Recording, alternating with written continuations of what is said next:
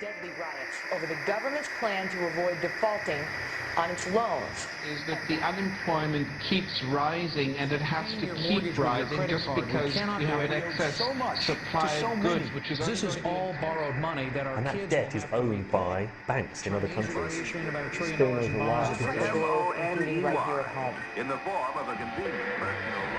A filter cigarette that delivers the taste, and 45 malt liquor. Are you hot? Quite some time ago, by a section of America is sponsoring I first learned it from my grandmother. Now, my grandmother was a wonderful person. She taught me how to play the game Monopoly. She understood that the name of the game is to acquire. She would accumulate everything she could, and eventually she became the master of the board. And then she would always say the same thing to me. She'd look at me and she'd say, "One day, you'll learn to play the game."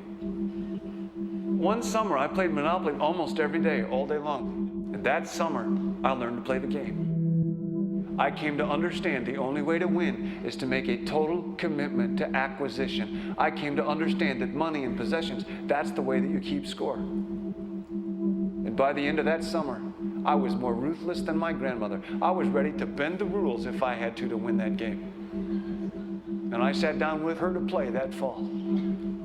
I took everything she had. I watched her give her last dollar and quit in utter defeat. And then she had one more thing to teach me. Then she said, "Now it all goes back in the box." All those houses and hotels, all the railroads and utility companies, all that property and all that wonderful money. Now it all goes back in the box. None of it was really yours. You got all heated up about it for a while. But it was around a long time before you sat down at the board. And it will be here after you're gone. Players come and players go. Houses and cars, titles and clothes, even your body. Because the fact is that everything I clutch and consume and hoard is going to go back in the box, and I'm going to lose it all. You have to ask yourself, when you finally get the ultimate promotion, when you've made the ultimate purchase, when you buy the ultimate home, when you have stored up financial security and climbed the ladder of success to the highest rung you can possibly climb it, and the thrill wears off, and it will wear off, then what? How far do you have to walk down that road before you see where it leads? Surely you understand, it'll never be enough. So you have to ask yourself the question, what matters?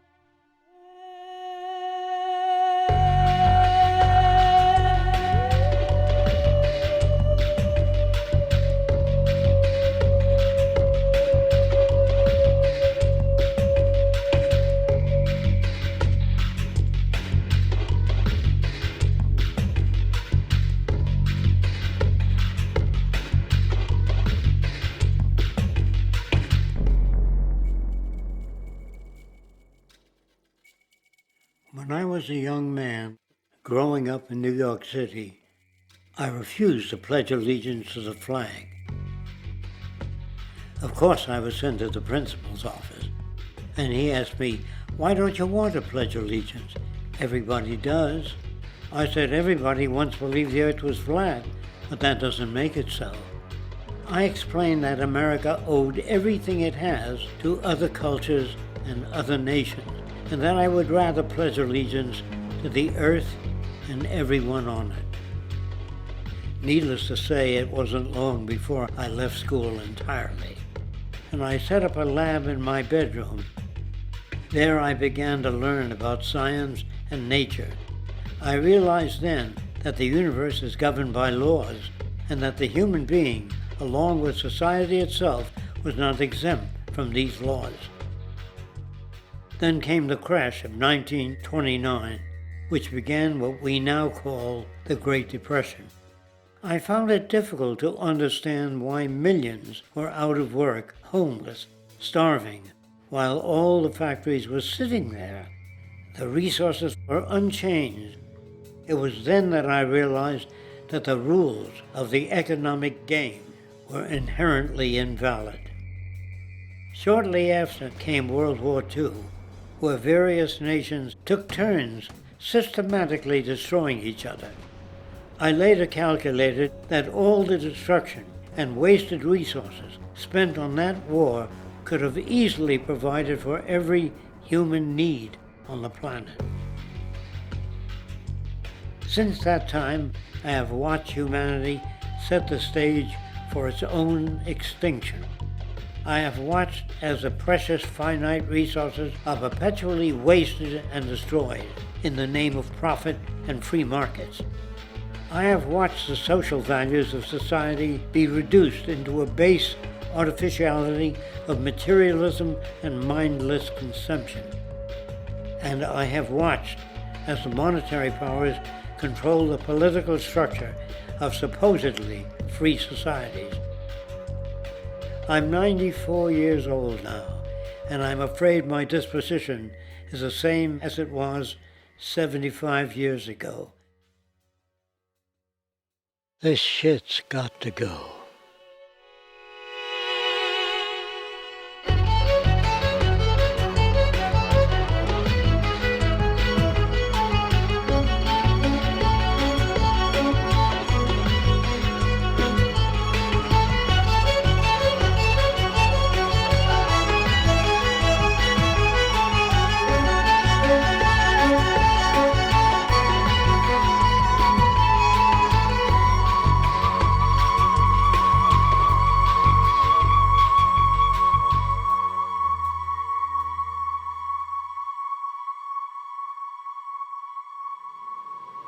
So you're a scientist, and somewhere along the way, hammered into your head is the inevitable nature versus nurture, and that's at least up there with Coke versus Pepsi or Greeks versus Trojans. So nature versus nurture, this by now utterly oversimplifying view of where influences on how a cell deals with an energy crisis, up to what makes us who we are on the most individualistic levels of personality. And what you've got is this complete false dichotomy built around nature as deterministic. At the very bottom of all the causality of life is DNA and the code of codes and the Holy Grail, and everything is driven by it. And at the other end, a much more social science perspective, which is we are social organisms, and biology is for slime molds. Humans are free of biology, and obviously both views are nonsense. What you see instead is it is virtually impossible to understand how biology works outside the context of environment. One of the most crazy-making yet widespread and potentially dangerous notions is, oh, that behavior is genetic. Now, what does that mean? It means all sorts of subtle stuff if you sort of know modern biology, but for most people out there, what it winds up meaning is, a deterministic view of life, one rooted in biology and genetics. Genes equal things that can't be changed. Genes equal things that are inevitable and that you might as well not waste resources trying to fix, might as well not put societal energies into trying to improve because it's inevitable, it's unchangeable. And that is sheer nonsense.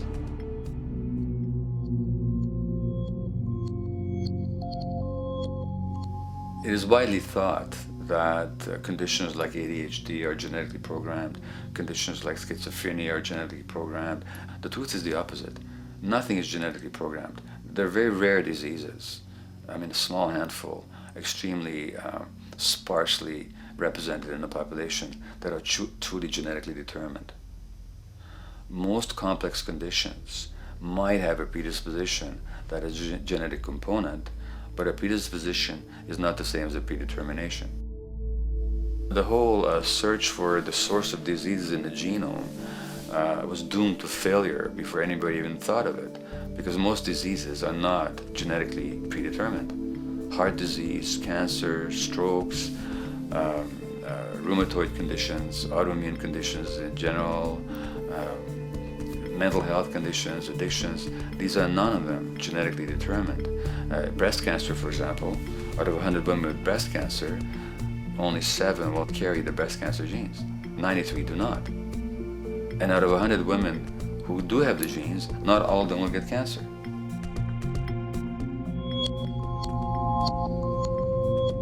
Genes are not just things that make us behave in a particular way regardless of our environment. Genes give us different ways of responding to our environment. In fact, it looks as if some of the early childhood influences of a kind of child rearing affects gene expression, actually turning on and off different genes to put you on a different developmental track, which may suit the kind of world you've got to deal with. So, for example, a study done in Montreal with suicide victims looked at autopsies of the brains of these people. And it turned out that if a suicide victim, these are usually young adults, had been abused as children, the abuse actually caused a genetic change in the brain that was absent in the brains of people who had not been abused. That's an epigenetic effect. Epi means on top of, so that the epigenetic influence is what happens environmentally to either activate or deactivate certain genes.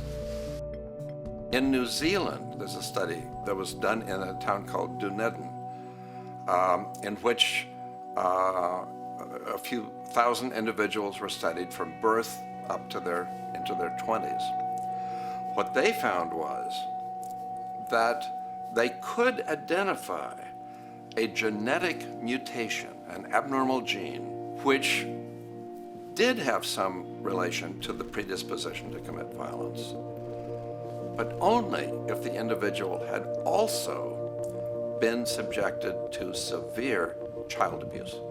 In other words, a child with this abnormal gene would be no more likely to be violent than anybody else, and in fact they actually had a lower rate of violence than people with normal genes, as long as they weren't abused as children.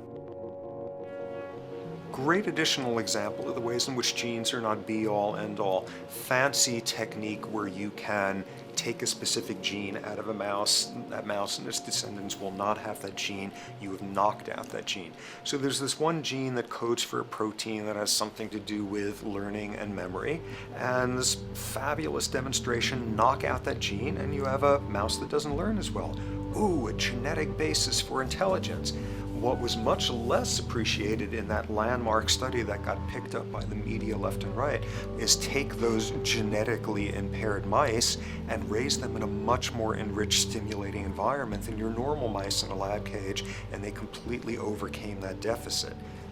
So when one says in a contemporary sense that, oh, this behavior is genetic, to the extent that that's even a valid sort of phrase to use, what you're saying is there is a genetic contribution to how this organism responds to environment. Genes may influence the readiness with which an organism will deal with a certain environmental challenge. You know, that's not the version most people have in their minds, and not to be too soapboxing, but run with the old sort of version of it's genetic and it's not that far from a history of eugenics and things of that sort. It's a widespread misconception, and it's a potentially fairly dangerous one.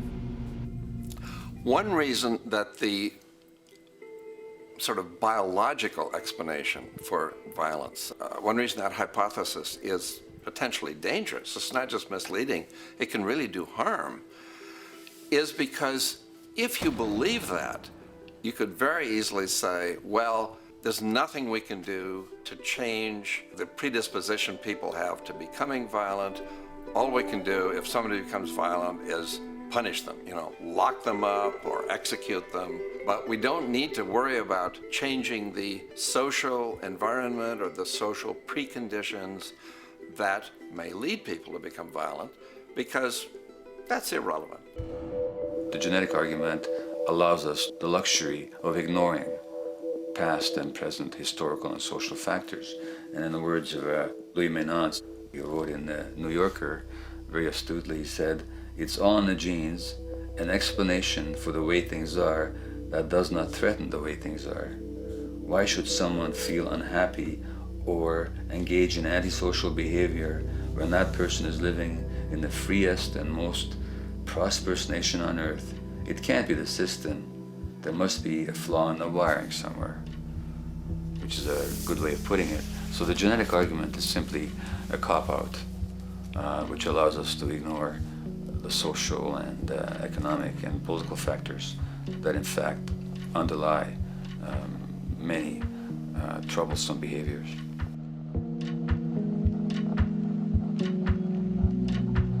Addictions are usually considered to be a drug-related issue, but looking at it more broadly, I define addiction as any behavior that is associated with craving, with temporary relief, and with long-term negative consequences, along with an impairment of control over it, so that the person wishes to give it up or promises to do so, but can't follow through.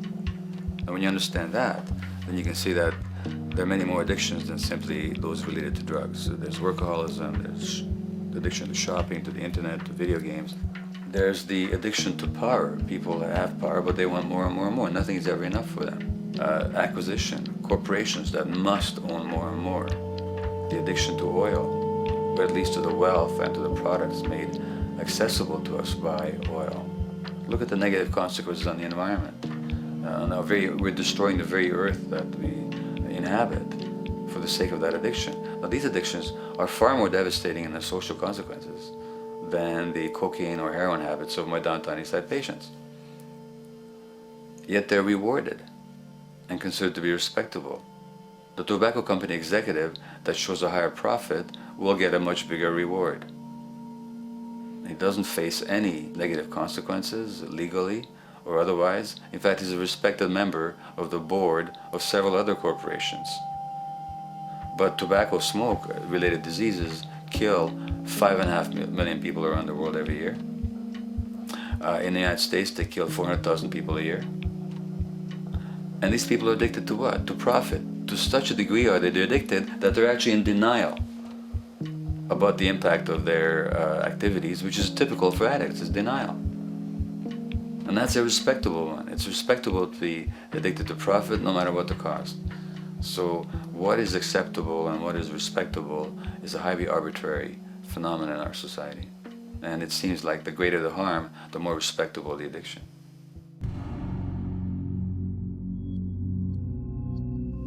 There's a general myth that drugs in themselves are addictive. In fact, the war on drugs is predicated on the idea that if you interdict the sources of drugs, you can deal with addiction that way.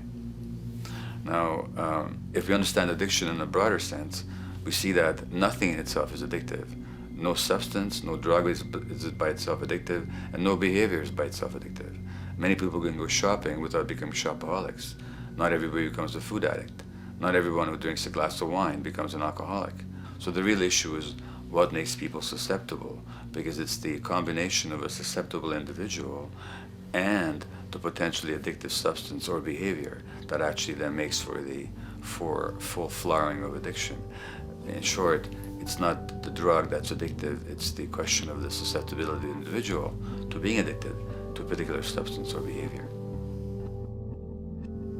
If we wish to understand what then makes some people susceptible, we actually have to look at their life experience. The old idea, although it's old, but it's still broadly held, that addictions are due to some genetic cause is simply scientifically untenable. What the case is actually is that certain life experiences make people susceptible. Life experiences that not only shape the person's personality and psychological needs, but also their very brains in certain ways. And that process begins in utero.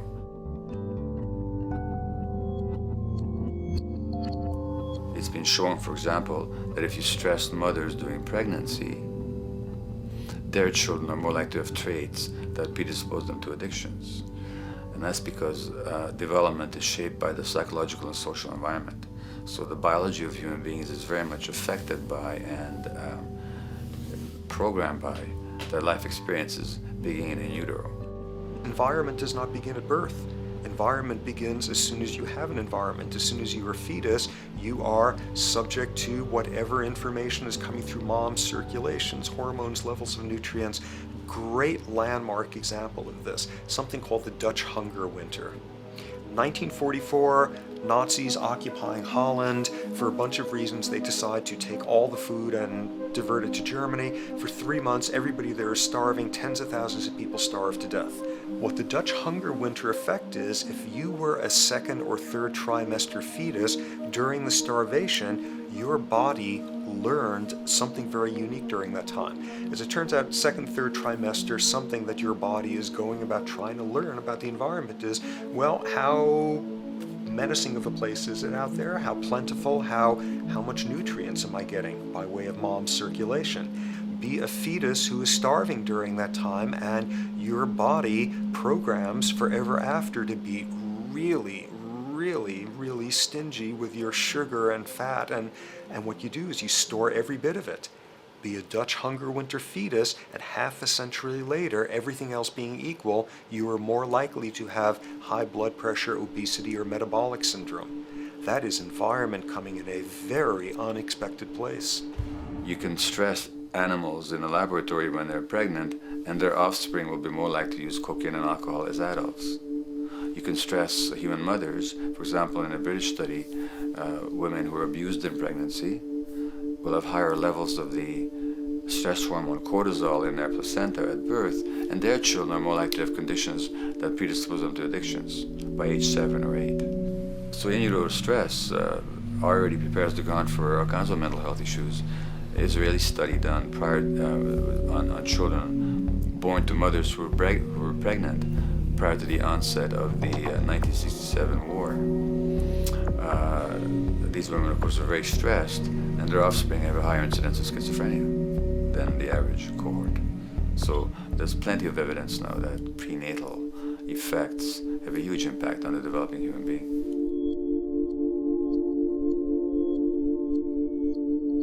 The point about human development, and specifically human brain development, is that it occurs mostly under the impact of the environment and mostly after birth. Now, if you compare us to a horse, which can run on the first day of life, we see that we are very undeveloped. We can't muster that much neurological coordination, balance, muscle strength, visual acuity until a year and a half, 2 years. And that's because the brain development that in the horse happens in the safety of the womb, in a human being has to happen after birth. And that has to do with simple evolutionary logic. As the head gets larger, which is what makes us into human beings, the burgeoning of the forebrain is what creates the human species, actually. At the same time, we walk on 2 legs, so our pelvis narrows to accommodate that. So now we have a narrower pelvis, a larger head. Bingo, we have to be born prematurely.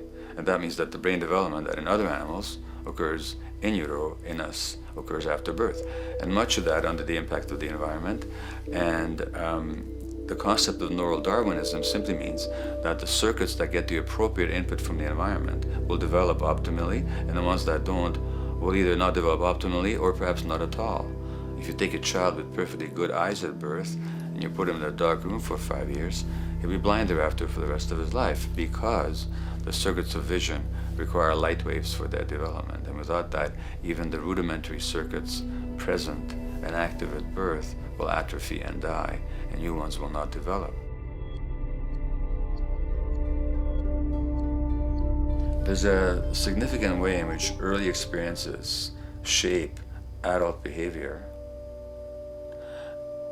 and even and especially early experiences for which there's no recall memory.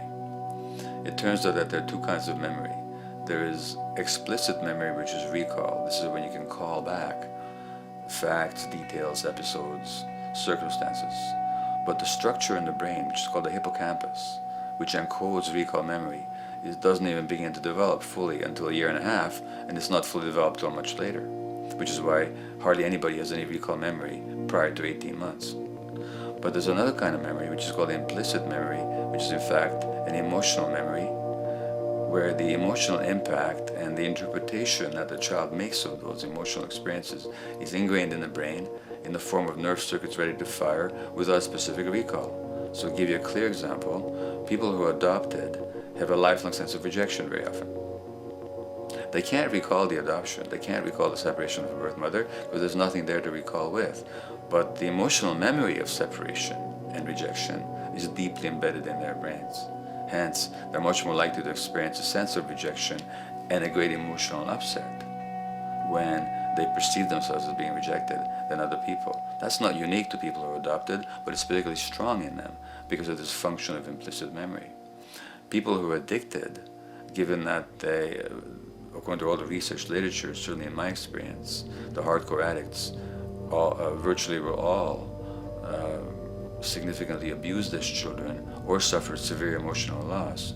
Their emotional or implicit memories are those of a world that's not safe and not helpful, caregivers who are not to be trusted, and relationships that are not safe enough to open up to vulnerably.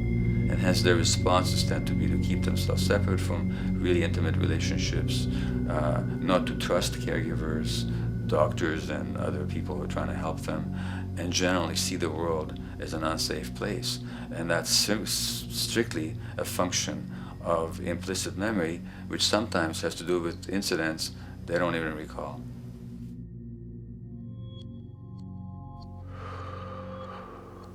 Infants who are born premature are often in incubators and various types of gadgetry and machinery for weeks and perhaps months.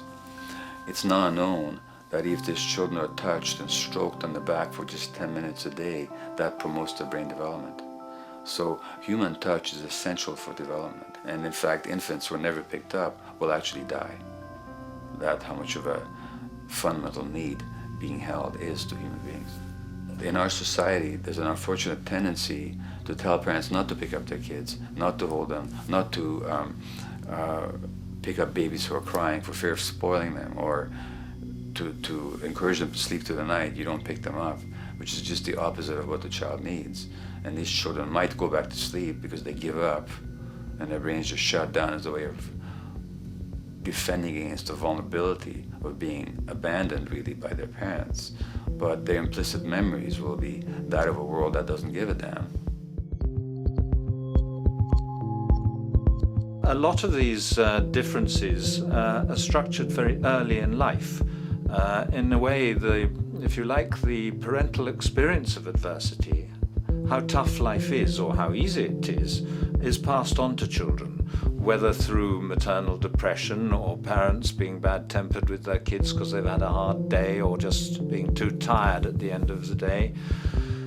And these have very powerful effects, programming children's development, which we know a lot about now. But that's early sensitivity isn't just an evolutionary mistake. It exists again in many different species. Even seedlings, there's an early adaptive process to the kind of environment they're growing up in. But for humans, the adaptation is to the quality of social relations. And so early life, how nurturing or how much conflict, how much attention you get, is a taster of the kind of world you may be growing up in. Are you growing up in a world where you have to fight for what you can get, watch your back, fend for yourself, learn not to trust others? Or are you growing up in a society where you depend on reciprocity, mutuality, cooperation, where empathy is important, where your security depends on good relations with other people? And that needs a very different emotional and cognitive development. And that's what the early sensitivity is about. And parenting is almost, quite unconsciously, a system for passing on that experience to children of the kind of world they're in. The great British child psychiatrist D.W. Winnicott said that fundamentally two things can go wrong in childhood. One is when things happen that shouldn't happen, and then things that should happen but don't. And the first category is the traumatic and abusive and abandonment experiences of my downtown East Side patients and of many addicts. That's what shouldn't happen but did. But then there is the non-stressed, attuned, non-distracted attention of the parent that every child needs, that very often children don't get. They're not abused, they're not neglected, and they're not traumatized. But what should happen, the presence of the emotionally available, nurturing parent, just is not available to them because of the stresses in our society and the parenting environment. And the psychologist Alan Shore calls that proximal abandonment, when the parent is physically present, but emotionally absent. I have spent, roughly the last 40 years of my life working with the most violent people our society produces, murderers, rapists, and so on, in an attempt to understand what causes this violence. I discovered that the most violent of the criminals in our prisons had themselves been victims of a degree of child abuse that was beyond the scale of what I ever thought of applying the term child abuse to. I had no idea of the depth of the depravity with which children in our society are all too often treated. The most violent people I saw were themselves the survivors of their own attempted murder, often at the hands of their parents or other people in their social environment, or were the survivors of family members who had been killed, their closest family members, by other people. The Buddha argued that everything depends on everything else.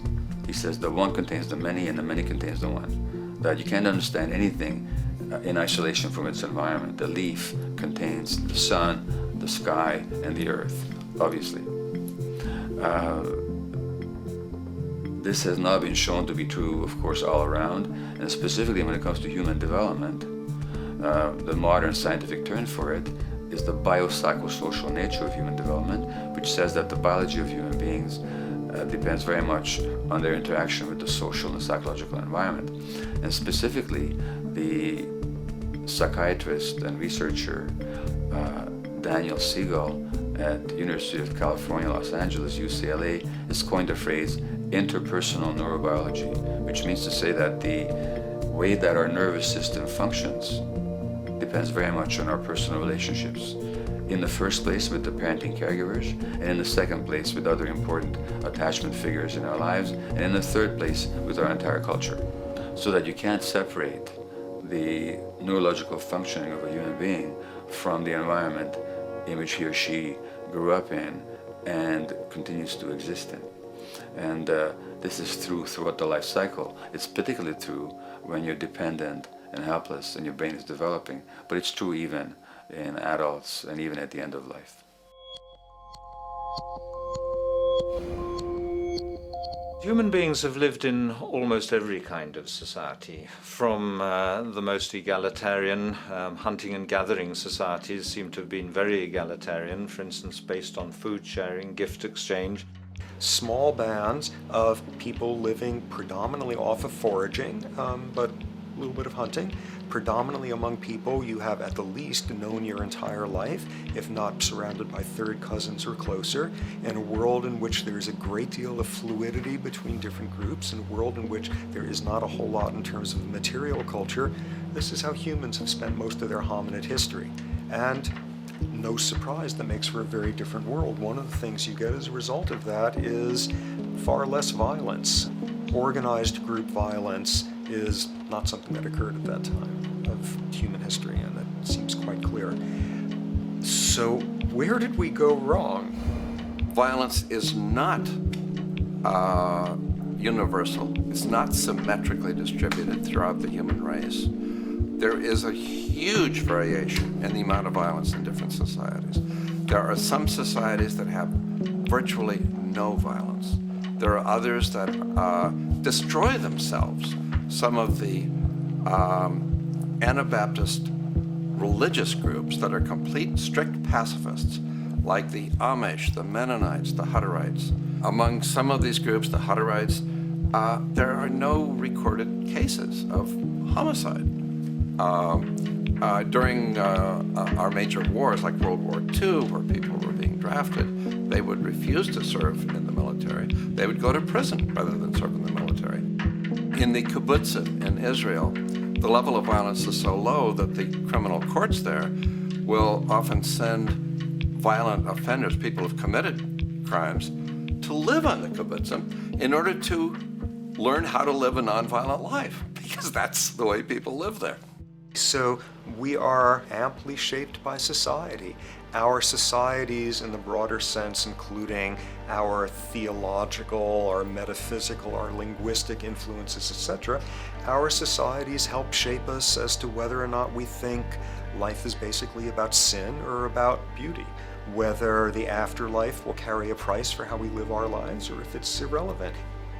In a broad sort of way, different large societies could be termed as individualistic or collectivist, and you get very different people and different mindsets, and I suspect different brains coming along with that. We in America are in one of the most individualistic of societies, and capitalism being a system that allows you to go higher and higher up a potential pyramid, and the deal is it comes with fewer and fewer safety nets.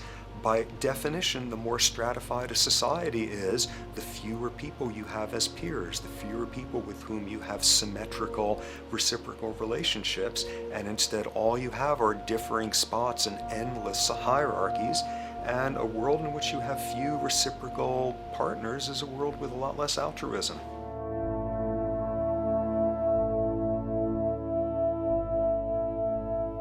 Alright, so this brings us to a total impossible juncture, which is to try to make sense in perspective of science as to what the nature is of human nature. You know, on a certain level, the nature of our nature is not to be particularly constrained by our nature. We come up with more social variability than any species out there, more systems of belief, of styles of family structures, of ways of raising children.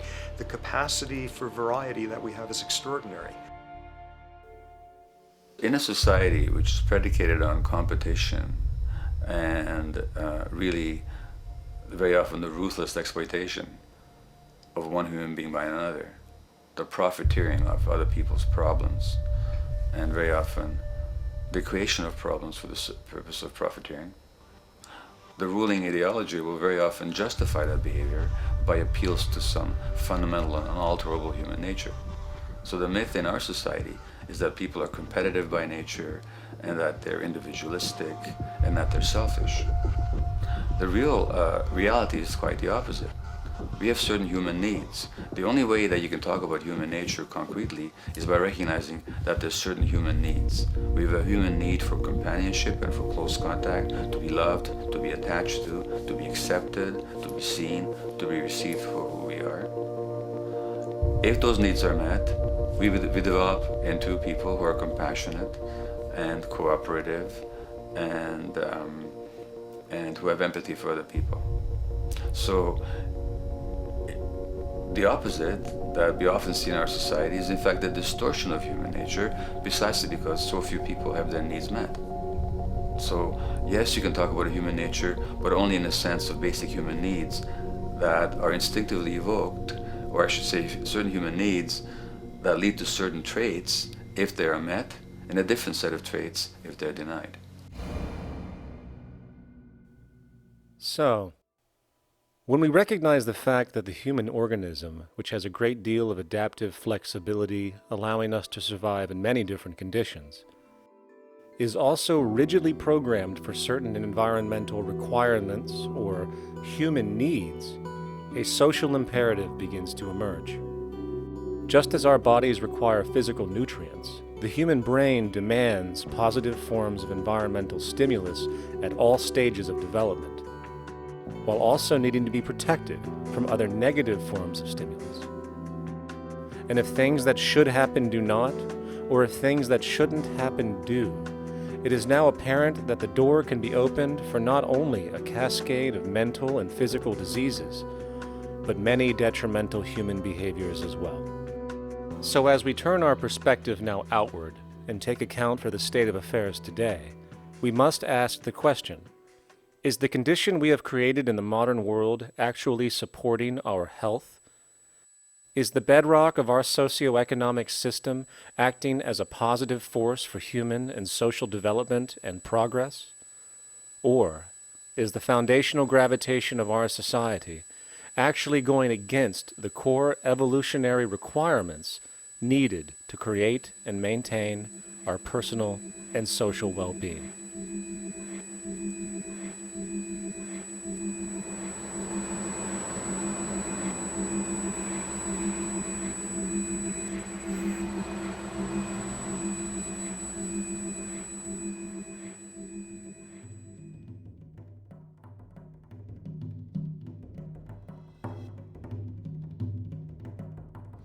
So one might ask, where did this all begin? What we have today, really a world in a state of cumulative collapse. You get it started with John Locke. And John Locke introduces property, and he has three provisos for just private right and property. And the three provisos are that there must be enough left over for others, and that you must not let it spoil, and that you, most of all, must mix your labor with it. It seems justified. You mix your labor with the world, then you're entitled to the product, and as long as there's enough left over for others, and as long as it doesn't spoil, you don't allow anything to go to waste, that's okay. Well, he spends a long time of his famous treatise of government, and it's since been the canonical text for economic and political and legal understanding. Is still a classic text that's studied. Well, what he did is, after he gives the provisos, and you're almost thinking at the time whether you're for private property or not, he's given a very good and plausible and powerful defense of private property here. Well, he drops them. He drops them like that, right in one sentence. He says, well, once the introduction of money came in by men's tacit consent, then it became, and he doesn't say all the provisos are canceled, erased, but that's what happens. So now we have not product and your property earned by your own labor. Oh no, money buys labor now. There's no longer a consideration of whether there's enough left over for others. There's no longer a consideration of whether it spoils, because he says, well, money's like silver and gold can't spoil, therefore monies can't be responsible for waste, which is ridiculous. We're not talking about money and silver, we're talking about what its effects are. It's one non sequitur after another. Just the most startling logical legerdemain that he gets away with here. But it fits the interests of capital owners.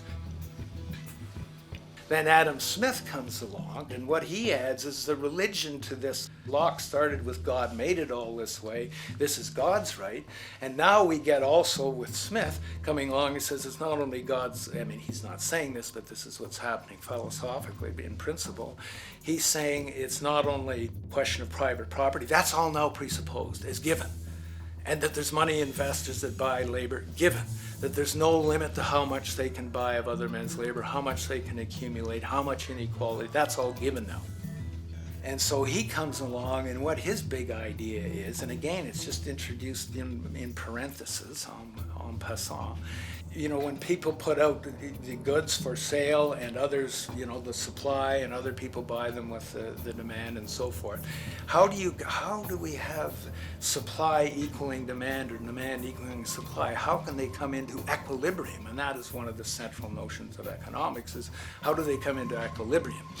And he says it's the invisible hand of the market that brings them into equilibrium.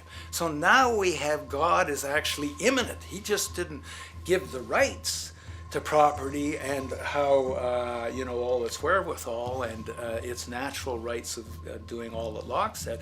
Now we have the system itself as God.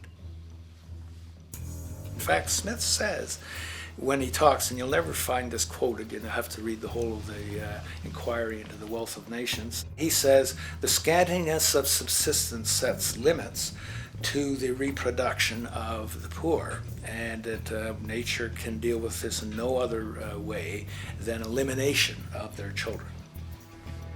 So he anticipated evolutionary theory in the worst sense. This is well before Darwin. And so he called them the race of laborers.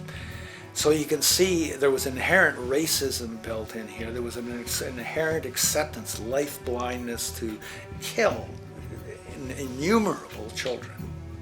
And he thought, well, that's the invisible hand making supply meet demand and demand meet supply. So see how wise God is. So you can see a lot of the really virulent, life-destructive, eco-genocidal things that are going on now have, in a way, a thought gene back in Smith too. When we reflect on the original concept of the so-called free market capitalist system, as initiated by early economic philosophers such as Adam Smith, we see that the original intent of a market was based around real, tangible, life-supporting goods for trade. Adam Smith never fathomed that the most profitable economic sector on the planet would eventually be in the arena of financial trading or so-called investment, where money itself is simply gained by the movement of other money in an arbitrary game which holds zero productive merit to society. Yet, regardless of Smith's intent, the door for such seemingly anomalous advents was left wide open by one fundamental tenet of this theory. Money is treated as a commodity in and of itself. Today, in every economy of the world, regardless of the social system they claim, money is pursued for the sake of money and nothing else. The underlying idea, which was mysteriously qualified by Adam Smith with his religious declaration of the invisible hand, is that the narrow, self-interested pursuit of this fictional commodity will somehow magically manifest human and social well-being and progress. The reality is that the monetary incentive interest, or what some have termed the money sequence of value, has now completely decoupled from the foundational life interest, which could be termed the life sequence of value.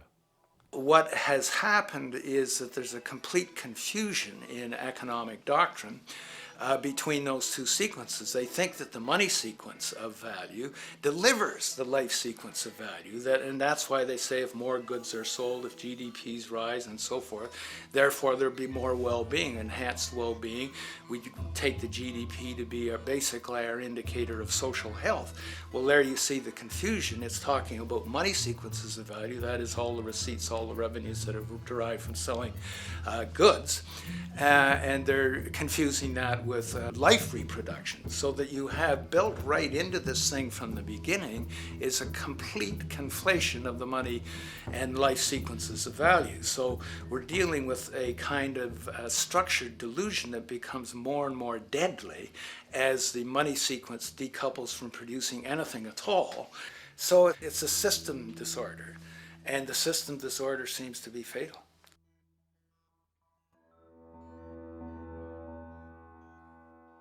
In society today, you seldom hear anyone speak of the progress of their country or society in terms of their physical well-being, state of happiness, trust, or social stability. Rather, the measures are presented to us through economic abstractions. We have the gross domestic product, the consumer price index, the value of the stock market, rates of inflation, and so on. But does this tell us anything of real value as to the quality of people's lives? No, all these measures have to do with the money sequence itself and nothing more. For example, the gross domestic product of a country is a measure of the value of goods and services sold. This measure is claimed to correlate to the standard of living of a country's people. In the United States, healthcare accounted for over 17% of GDP in 2009, amounting to over $2.5 trillion spent, hence creating a positive effect on this economic measure. And based on this logic, it would be even better for the U.S. economy if healthcare services increased more so, perhaps to $3 trillion or $5 trillion, since that would create more growth, more jobs, and hence boasted by economists as a rise in their country's standard of living. But wait a minute, what do healthcare services actually represent? Well, sick and dying people. That's right, the more unhealthy people there are in America, the better the economy. Now, that is not an exaggeration or a cynical perspective. In fact, if we step back far enough, you will realize that the GDP not only doesn't reflect real public or social health on any tangible level, it is, in fact, mostly a measure of industrial inefficiency and social degradation. And the more you see it rise, the worse things are becoming with respect to personal, social, and environmental integrity. You have to create problems to create profit. There is no profit under the current paradigm in saving lives, putting balance on this planet, having justice and peace or anything else. There's just no profit there. There's an old saying, pass a law, create a business, whether you're creating a business for a lawyer or whatever. So, crime does create business, just like destruction creates business in Haiti. We have now roughly 2 million people incarcerated in this country, and of those, many of them are in prisons run by private corporations, Corrections Corporation of America, Wackenhut, who trade their stock on Wall Street based upon how many people are in jail. Now that's sickness, but that is a reflection of what this economic paradigm calls for. So what exactly does this economic paradigm call for? What is it that keeps our economic system going? Consumption. Or more accurately, cyclical consumption. When we break down the foundation of classic market economics, we are left with a pattern of monetary exchange that simply cannot be allowed to stop or even substantially slowed if the society as we know it is to remain operational. There are three main actors on the economic stage: the employee, the employer, and the consumer. The employee sells labor to the employer for income. The employer sells its production services and hence goods to the consumer for income. And the consumer, of course, is simply another role of the employer and employee, spending back into the system to enable the cyclical consumption to continue. In other words, the global market system is based on the assumption that there will always be enough product demand in society to move enough money around at a rate which can keep the consumption process going.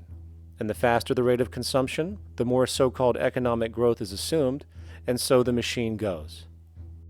But hold on, I thought an economy was meant to, economize? Doesn't the very term have to do with preservation and efficiency and a reduction of waste? So how does our system, which demands consumption and the more the better, efficiently preserve or economize at all? Well, it doesn't. The intent of the market system is, in fact, the exact opposite of what a real economy is supposed to do, which is efficiently and conservatively orient the materials for production and distribution of life-supporting goods. We live on a finite planet with finite resources, where, for example, the oil we utilize took millions of years to develop, where the minerals we use took billions of years to develop. So, having a system that deliberately promotes the acceleration of consumption for the sake of so-called economic growth is pure ecocidal insanity. Absence of waste, that's what efficiency is. Absence of waste. This system is more wasteful than all the other existing systems in the history of the planet. Every level of life organization and life system is in a state of crisis and challenge and decay or collapse. No peer-reviewed journal in the last 30 years will tell you anything different. That is that every life system is in decline, as well as social programs, as well as our water access. Try to name any means of life that isn't threatened and in danger. You can't. There really isn't one, and that's very, very despairing. But we haven't even figured out the causal mechanism. We don't want to face the causal mechanism. We just want to go on, that's what insanity is, where you keep doing the same thing over and over again, though it clearly doesn't work.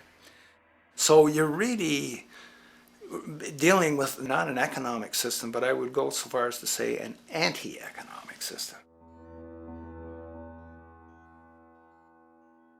There's an old saying that the competitive market model seeks to create the best possible goods at the lowest possible prices. This statement is essentially the incentive concept, which justifies market competition based on the assumption that the result is the production of higher quality goods. If I was going to build myself a table from scratch, I would naturally build it out of the best, most durable materials possible, right? With the intent for it to last as long as possible. Why would I want to make something poor, knowing I would have to eventually do it again and expend more materials and more energy?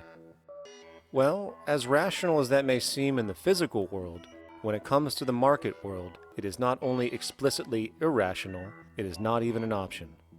It is technically impossible to produce the best of anything if a company is to maintain a competitive edge and hence remain affordable to the consumer. Literally everything created and set for sale in the global economy is immediately inferior the moment it is produced, for it is a mathematical impossibility to make the most scientifically advanced, efficient, and strategically sustainable products. This is due to the fact that the market system requires that cost efficiency, or the need to reduce expenses, exist at every stage of production, from the cost of labor to the cost of materials and packaging, and so on. This competitive strategy, of course, is to make sure the public buys their goods rather than from a competing producer, which is doing the exact same thing to also make their goods both competitive and affordable. This immutably wasteful consequence of the system could be termed intrinsic obsolescence. However, this is only one part of a larger problem. A fundamental governing principle of market economics, one that you will not find in any textbook, by the way, is the following. Nothing produced can be allowed to maintain a lifespan longer than what can be endured in order to continue cyclical consumption. In other words, it is critical that stuff break down, fail, and expire within a certain amount of time. This is termed planned obsolescence. Planned obsolescence is the backbone of the underlying market strategy of every goods-producing corporation in existence. While very few, of course, would admit to such a strategy outright, what they do is mask it within the intrinsic obsolescence phenomenon just discussed, while often ignoring or even suppressing new advents in technology which might create a more sustainable, durable good. So, if it wasn't wasteful enough that the system inherently cannot allow the most durable and efficient goods to be produced, planned obsolescence deliberately recognizes that the longer any good is in operation, the worse it is for sustaining cyclical consumption and hence the market system itself. In other words, product sustainability is actually inverse to economic growth, and hence there is a direct, reinforced incentive to make sure lifespans are short of any given good produced.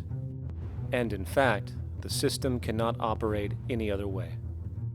One glance at the sea of landfills now spreading across the world show the obsolescence reality. There are now billions of cheaply made cell phones, computers, and other technology, each full of precious, difficult-to-mine materials such as gold, coltan, copper, now rotting in vast piles, usually due to the mere malfunction or obsolescence of small parts, which, in a conservative society, could likely be fixed or updated, and the life of the good extended. Unfortunately, as efficient as that may seem in our physical reality, living on a finite planet with finite resources, it is explicitly inefficient with respect to the market. To put it into a phrase, efficiency, sustainability, and preservation are the enemies of our economic system. Likewise, just as physical goods need to be constantly produced and reproduced, regardless of their environmental impact, the service industry operates with an equal rationale. The fact is, there is no monetary benefit to resolving any problems which are currently being serviced. At the end of the day, the last thing the medical establishment really wants is the curing of diseases such as cancer, which would eliminate countless jobs and trillions in revenue. And since we're on the subject, crime and terrorism in this system are good. Well, at least economically, for it is employing police, generating high-value commodities for security, not to mention the value of prisons that are privately owned for profit. And how about war? The war industry in America is a huge driver of GDP, one of the most profitable industries, producing weapons of death and destruction. The favorite game of this industry is to blow things up and then go and rebuild them for profit. We saw this with the windfall billion-dollar contracts made from the Iraq War. The bottom line is that socially negative attributes of society have become positively rewarded ventures for industry, and any interest in problem resolution or environmental sustainability and conservation is intrinsically counter to economic sustainability. And this is why, every time you see the GDP rise in any country, you are witnessing an increase in necessity, whether real or contrived. And by definition, a necessity is rooted in inefficiency. Hence, increased necessity means increased inefficiency. The American dream is based on rampant consumerism. It is based upon the fact that mainstream media, and especially commercial advertising, all corporations who need this infinite growth have convinced us or brainwashed most people in America, and hence the world, that we have to have X number of material possessions and the possibility of gaining infinitely more material possessions in order to be happy. That's just not true. So why do people continue to buy in this way, which is ultimately eco-genocidal in its systemic effects cumulatively? And it just is classical operant conditioning. You simply put inputs of conditioning into the organism, and you have outputs of desired behaviors or goals or objectives. And it has all the resources of technology.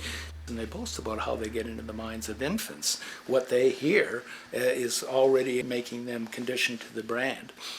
Then you see, well, that's how people have been such fools. In a way, they've been taught to be fools. It's a value system disorder.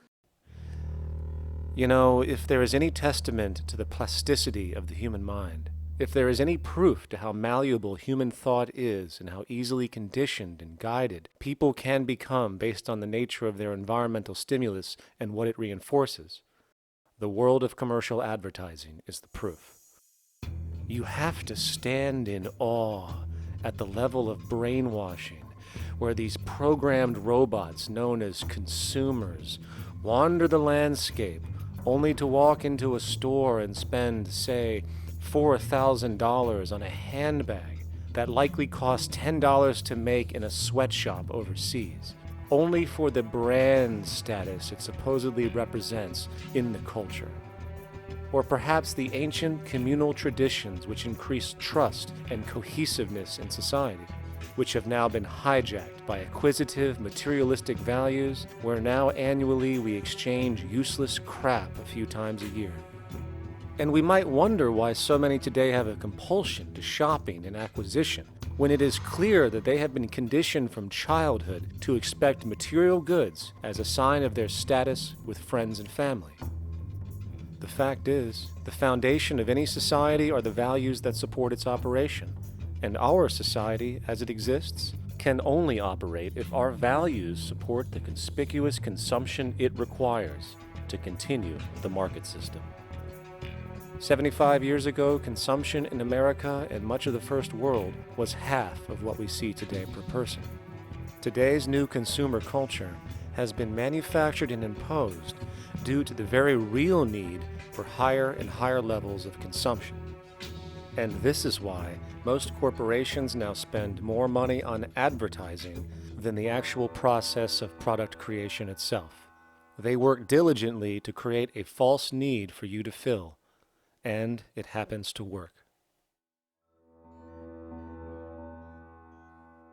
You know, economists are in fact not economists at all. They're propagandists of money value. And you'll find that all their models basically get down to token exchanges that are to the profit of one side or both sides or whatever, but they're completely disconnected from the actually existing world of reproduction.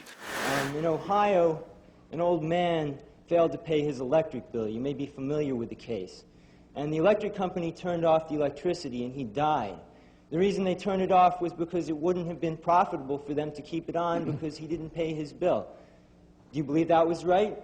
The responsibility really lies not on the electric company for turning it off, but on those of this man's neighbors and friends and associates who are not charitable enough to enable him as an individual to meet the electric bill. Did I hear that right? Did he just say the death of a man caused by not having money was the responsibility of other people, or in effect, charity? Well then, I guess we're going to need a whole lot of infomercials, little miserable coin slot donations for bodega counters, and a bunch of pickle jars for the billion people now starving to death on this planet because of the very system Milton Friedman promotes. Whether you are dealing with the philosophies of Milton Friedman, F.A. Hayek, John Maynard Keynes, Ludwig von Mises, or any other major market economist, the basis of rationale rarely leaves the money sequence. It is like a religion. Consumption analysis, stabilization policies, deficit spending, aggregate demand. It exists as a never-ending, self-referring, self-rationalizing circle of discourse where universal human need, natural resources, or any form of physical life-supporting efficiency is ruled out by default and replaced by the singular notion that humans seeking advantage over each other for money alone, motivated by their own narrow self-interest, will magically create a sustainable, healthy, balanced society. There is no life coordinate in this whole theory, this whole doctrine. What are they doing? What are they doing? What they're doing is tracking money sequences. That's all it is tracking money sequences, presupposing everything that matters. One, that there's no life coordinates. Wow, no life coordinates. Two, that all the agents are self-maximizing preference seekers. That is, they think of nothing other than themselves and what they can get most for themselves. That's the notion, that's the ruling notion of rationality. Self-maximizing choice. And the only thing that they're interested in self-maximizing is money or commodities. Well, where does social relations come in? It doesn't, except in the exchange to self-maximize. Where do our natural resources come in? They don't, except to exploit. Where does the family come in as being able to survive? It doesn't. They have to have money in order to purchase any good. Well, shouldn't an economy deal somewhere with human need? Isn't that what the fundamental issue is, to satisfy human needs? Oh, need isn't even in your lexicon. You dissolve it into wants. And what is a want? That means money demand that wants to buy. Well, if it's money demand that wants to buy, it's got nothing to do with need, because it may be the person has no money demand and desperately needs, say, water supply. Or it may be money demand wants a gold toilet seat. Well, where does it all go? To the gold toilet seat. And you call this economics? Like, it's really, when one thinks of it, it's got to be the most bizarre delusion in the history of human thought. Now, so far we have focused on the market system, but this system is actually only one half of the global economic paradigm. The other half is the monetary system. While the market system deals with the interaction of people gaming for profit across the spectrum of labor, production, and distribution, the monetary system is an underlying set of policies set by financial institutions which create conditions for the market system, among other things. It includes terms we often hear, such as interest rates, loans, debt, the money supply, inflation, etc. And while you might want to pull your hair out listening to the gibberish coming from the monetary economists, modest preemptive actions can obviate the need of more drastic actions at a later date. the nature and effect of this system is actually quite simple. Our economy has, or the global economy, has three basic things that govern it. One is fractional reserve banking, banks printing money out of nothing. It's also based upon compound interest. When you borrow money, you have to pay back more than you borrowed, which means that you, in effect, create money out of thin air, again, which has to be serviced by creating still more money. We live in an infinite growth paradigm. The economic paradigm we live in now is a Ponzi scheme. Nothing grows forever. It's not possible. As a great psychologist James Hillman wrote, the only thing that grows in a human body after a certain age is cancer. It's not just the amount of money that has to keep growing, it's the amount of consumers. Consumers to borrow money at interest to generate more money, and obviously that's not possible on a finite planet. People are basically vehicles to just create money, which must create more money to keep the whole thing from falling apart, which is what's happening right now. There are really only two things anyone needs to know about the monetary system. 1. All money is created out of debt. Money is monetized debt, whether it materialized from treasury bonds, home loan contracts, or credit cards. In other words, if all outstanding debt was to be repaid right now, there would not be $1 in circulation. And 2, interest is charged on virtually all loans made, and the money needed to pay back this interest does not exist in the money supply outright. Only the principal is created by the loans, and the principal is the money supply. So, if all this debt was to be repaid right now, not only would there not be $1 left in circulation, there would also be a gigantic amount of money owed that is literally impossible to pay back, for it does not exist. The consequence of all of this is that two things are inevitable: inflation and bankruptcy. As far as inflation, this can be seen as an historical trend in virtually every country today, and easily tied to its cause, which is the perpetual increase of the money supply, which is required to cover the interest charges and keep the system going. As far as bankruptcy, it comes in the form of debt collapse. This collapse will inevitably occur with a person, a business, or a country, and typically happens when the interest payments are no longer possible to make. But there is a bright side to all of this. Well, at least in terms of the market system, because debt creates pressure. Debt creates wage slaves. A person in debt is much more likely to take a low wage than a person who isn't, hence becoming a cheap commodity. So it's great for the corporations to have a pool of people that have no financial mobility. But hey, that same train of thought also goes for entire countries. The World Bank and the International Monetary Fund, which mostly serve as proxies for transnational corporate interests, give gigantic loans to troubled countries at very high interest rates, and then, once the countries are deeply in the hole and can't pay, austerity measures are applied, the corporations swoop in, set up sweatshops, and take their natural resources. Now that's market efficiency. But wait, there's more. You see, there's this unique hybrid of the monetary and market system called the stock market, which rather than, actually produce anything real, they just buy and sell money itself. And when it comes to debt, you know what they do? That's right, they trade it. They actually buy and sell debt for profit, from credit default swaps and collateralized debt obligations for consumer debt, to complex derivative schemes used to mask the debt of entire countries, such as the collusion of investment bank Goldman Sachs in Greece, which nearly collapsed the entire European economy. So when it comes to the stock market and Wall Street, we have an entirely new level of insanity born out of the money sequence of value. All you need to know about markets was written in an editorial in the Wall Street Journal a couple years ago. It was called Lessons of the Brain-Damaged Investor. And in this editorial, they explain why people with slight brain damage do better as investors than people with normal brain functionality. Why? Because the slightly brain-damaged person has no empathy.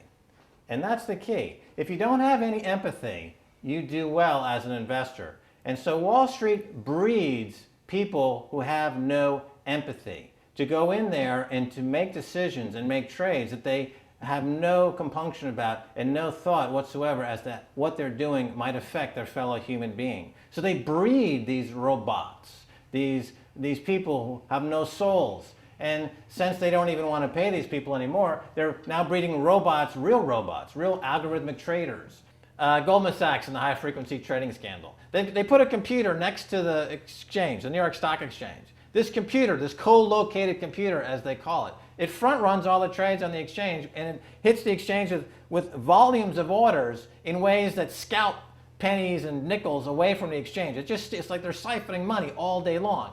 They went one quarter last year, 30 or 60 straight days without a single down day and made millions of dollars every single day. Is that because, well, that's statistically impossible.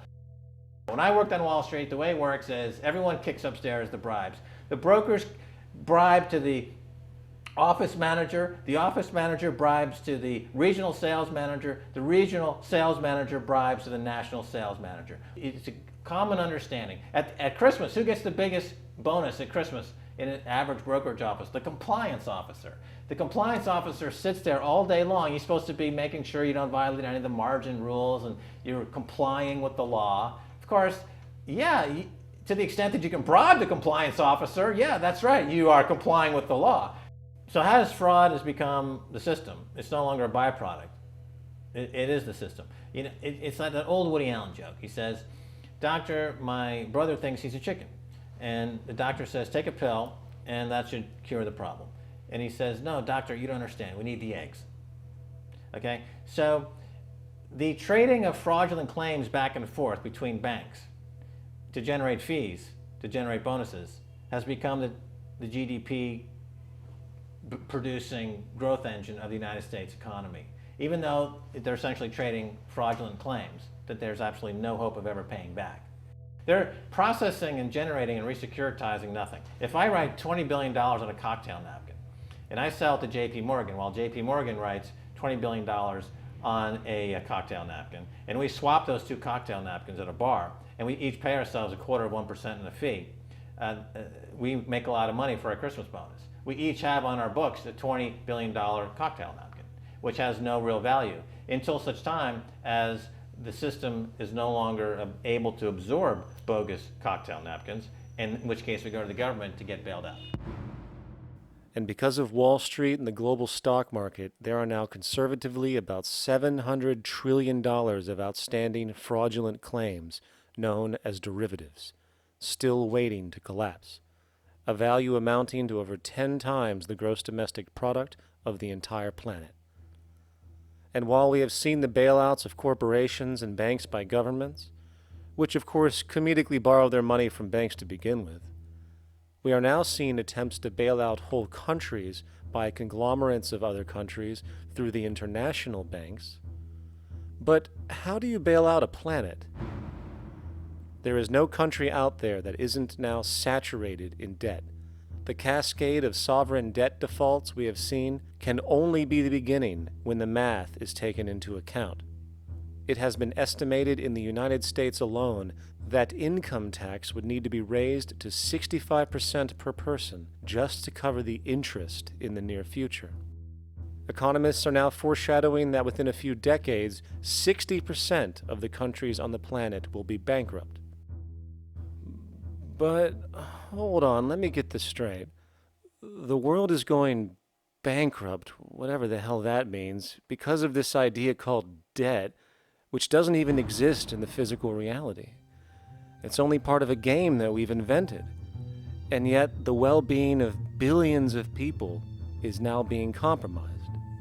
Extreme layoffs, tent cities, accelerating poverty, austerity measures imposed, schools shutting down, child hunger, and other levels of familial deprivation, all because of this elaborate fiction.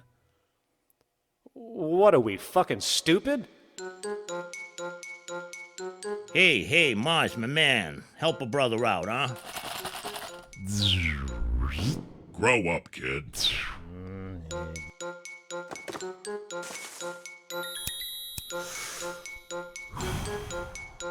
Saturn, what's up, man?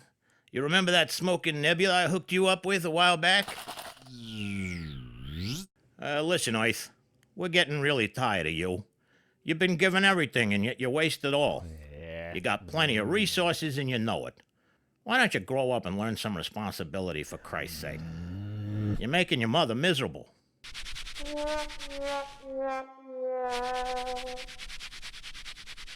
You're on your own, pal.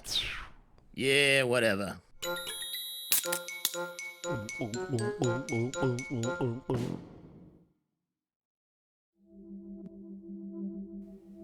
Now, all of this considered, from the waste machine known as the market system to the debt machine known as the monetary system, hence creating the monetary market paradigm which defines the global economy today, there is one consequence that runs through the entire machine: inequality.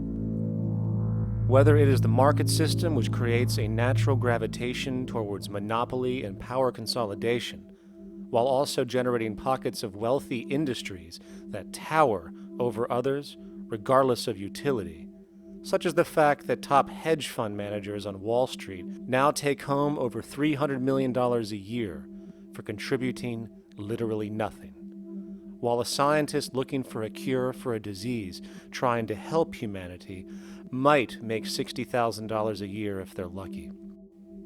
Or whether it is the monetary system, which has class division built right into its structure. For example, if I have $1 million to spare and I put it into a CD at 4% interest, I will make $40,000 a year. No social contribution, no nothing. However, if I'm a lower class person and have to take loans to buy my car or home, I am paying in interest, which, in abstraction, is going to pay that millionaire with the 4% CD. This stealing from the poor to pay the rich is a foundational, built-in aspect of the monetary system, and it could be labeled structural classism. Of course, historically, social stratification has always been deemed unfair, but obviously accepted overall as now 1% of the population owns 40% of the planet's wealth. But, material fairness aside, there is something else going on underneath the surface of inequality, causing an incredible deterioration in public health as a whole. Well, I think people are often puzzled by the contrast between the material success of our societies, unprecedented levels of wealth, and the many social failings. I mean, you know, if you look at the rates of drug abuse or violence or self-harm amongst kids or mental illness, there's clearly something going deeply wrong with our societies. What the data that I've been describing does is simply shows that intuition that people have had for hundreds of years, that inequality is divisive and socially corrosive, that intuition is truer than I think we ever imagined. There are very powerful psychological and social effects of inequality, more to do, I suppose, with feelings of superiority and inferiority, that kind of division, and maybe going with the sort of respect, disrespect, people feeling looked down on at the bottom, which, by the way, is why violence is more common in more unequal societies. It's the trigger to violence is so often people feeling looked down on and disrespected. If there is one principle I can emphasize that is the most important principle underlying the prevention of violence, it would be equality. The single most significant factor that affects the rate of violence is the degree of equality versus the degree of inequality in that society. So what one's looking at is a sort of general social dysfunction. It's not just one or two things that go wrong as inequality increases. It seems to be everything, whether we're talking about crime or health or mental illness or whatever. One of the really disturbing findings out in public health there is never ever make the mistake of being poor or being born poor. Your health pays for it in endless sorts of ways, something known as the health socioeconomic gradient. As you move down from the highest strata in society in terms of socioeconomic status, every step down, health gets worse for umpteen different diseases. Life expectancy gets worse, infant mortality rate, everything you could look at. So a huge issue has been, why is it that this gradient exists? Totally simple, obvious answer, which is if you are chronically sick, you're not going to be very productive, so health causes drive socioeconomic differences. not that in the slightest. On the very simple level that you could look at socioeconomic status of a 10-year-old, and that's going to predict something about their health decades later. So that's the direction of causality. Next one, what's it about? Oh, it's perfectly obvious. Poor people can't afford to go to the doctor. It's healthcare access. It's got nothing to do with that, because you see these same gradients in countries with universal healthcare, socialized medicine. Okay, next simple explanation.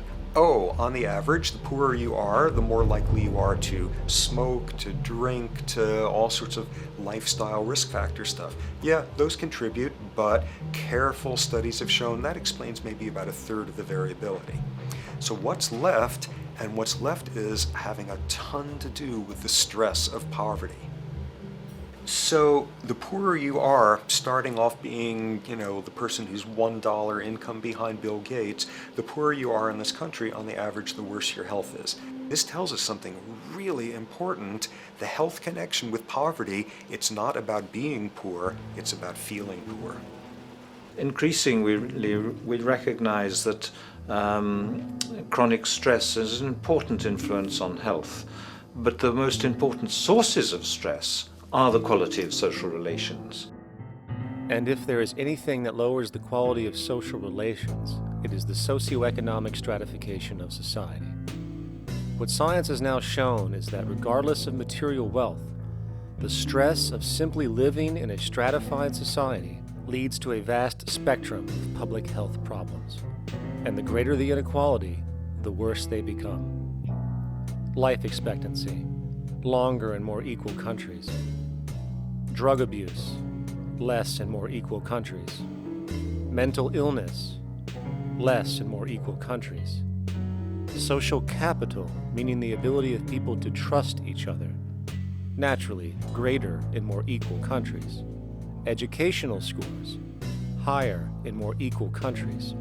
Homicide rates, less in more equal countries. Crime and rates of imprisonment, less in more equal countries. It goes on and on. Infant mortality, obesity, teen birth rate, less in more equal countries. And perhaps most interesting, innovation, greater in more equal countries, which challenges the age-old notion that a competitive, stratified society is somehow more creative and inventive. Moreover, a study done in the UK called the Whitehall Study confirmed that there is a social distribution of disease as you go from the top of the socioeconomic ladder to the bottom. For example, it was found that the lowest rungs of the hierarchy had a 4-fold increase of heart disease-based mortality compared to the highest rungs. And this pattern exists irrespective of access to health care. Hence, the worse a person's relative financial status, the worse their health is going to be on average. This phenomenon is rooted in what could be termed psychosocial stress, and it is at the foundation of the greatest social distortions plaguing our society today.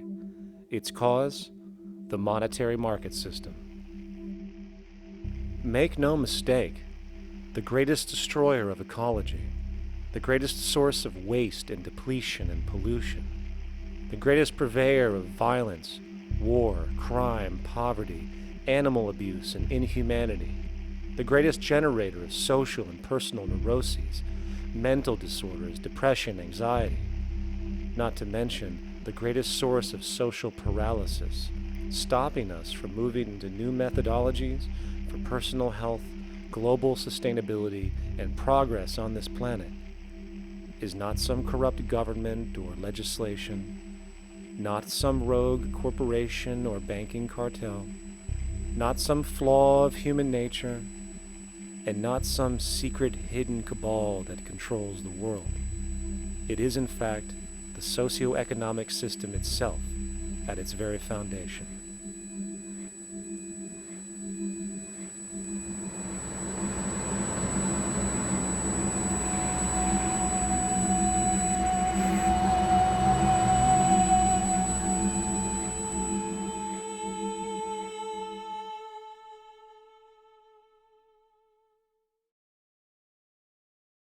Let's imagine for a moment we had the option to redesign human civilization from the ground up.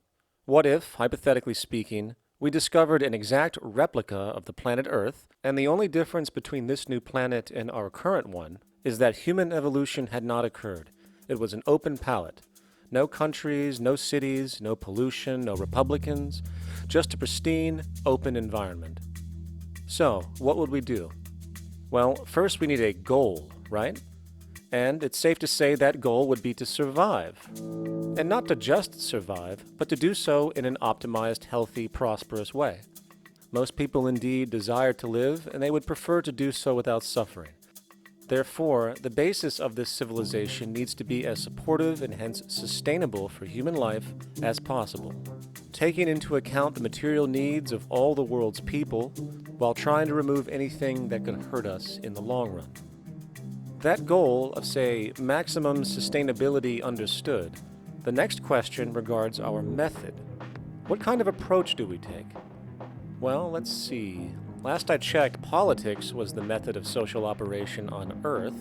So what do the doctrines of the Republicans, liberals, conservatives, or socialists have to say about societal design? Not a damn thing. Okay, then what about religion? Surely the great creator had to have left some blueprint somewhere. No, nothing I can find. Okay then, so what's left? It appears something called science. Science is unique in that its methods demand not only that the ideas proposed be tested and replicated, but everything science comes up with is also inherently falsifiable. In other words, unlike religion and politics, science has no ego, and everything it suggests accepts the possibility of being proven wrong eventually. It holds on to nothing and evolves constantly. Well, that sounds natural enough to me. So then, based on the current state of scientific knowledge in the early 21st century, along with our goal of maximum sustainability for the human population, how do we begin the actual process of construction? Well, the first question to ask, what do we need to survive? The answer, of course, are planetary resources. Whether it is the water we drink, the energy we use, the raw materials we utilize to create tools and shelter, the planet hosts an inventory of resources, many of which are demanded for our survival. So, given that reality, it then becomes critical to figure out what we have and where it is. This means we need to conduct a survey. We simply locate and identify every physical resource on the planet we can, along with the amount available at each location, from the deposits of copper, to the most potent locations for wind farms to produce energy, to the natural freshwater springs, to an assessment of the amount of fish in the ocean, to the most prime arable land for food cultivation, etc. But since we humans are going to be consuming these resources over time, we then realize that not only do we need to locate and identify, we also need to track. We need to make sure we don't run out of any of this stuff. That would be bad. And this means not only tracking our rates of use, but the rates of earthly regeneration as well, such as how long it takes for, say, a tree to grow or a spring to replenish. This is called dynamic equilibrium. In other words, if we use up trees faster than they can be grown back, we have a serious problem, for it is unsustainable. So then, how do we track this inventory, especially when we recognize that all of this stuff is scattered everywhere? We have large mineral mines in what we call Africa, energy concentrations in the Middle East, huge tidal power possibilities on the Atlantic coast of North America, the largest supply of fresh water in Brazil, etc. Well, once again, good old science has a suggestion. It's called systems theory. Systems theory recognizes that the fabric of the natural world, from human biology to the earthly biosphere to the gravitational pull of the solar system itself, is one huge synergistically connected system, fully interlinked. Just as human cells connect to form our organs, and the organs connect to form our bodies, and since our bodies cannot live without the earthly resources of food, air, and water, we are intrinsically connected to the earth, and so on. So, as nature suggests, we take all of this inventory and tracking data and create a system to manage it. A global resource management system, in fact, to account for every relevant resource on the planet. There is simply no logical alternative if our goal as a species is survival in the long run. We have to keep track as a whole. That understood, we can now consider production. How do we use all this stuff? What will our process of production be, and what do we need to consider to make sure it is as optimized as possible to maximize our sustainability? Well, the first thing that jumps right out at us is the fact that we need to constantly try and preserve. The planet's resources are essentially finite, so it is important that we be strategic. Strategic preservation is key. The second thing we recognize is that some resources are really not as good as others in their performance. In fact, some of this stuff, when put into use, has a terrible effect on the environment, which invariably hinders our own health. For example, oil and fossil fuels, no matter how you cut it, release some pretty destructive agents into the environment. Therefore, it is critical we do our best to use such things only when we really have to, if at all.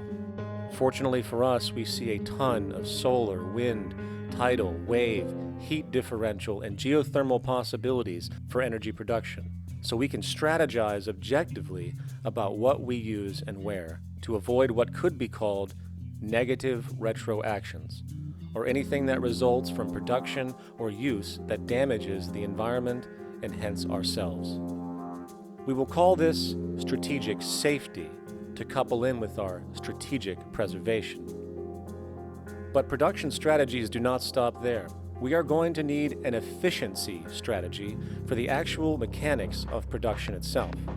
And what we find is that there are roughly 3 specific protocols we must adhere to. 1. Every good we produce must be designed to last as long as possible. Naturally, the more things break down, the more resources we are going to need to replace them, and the more waste produced.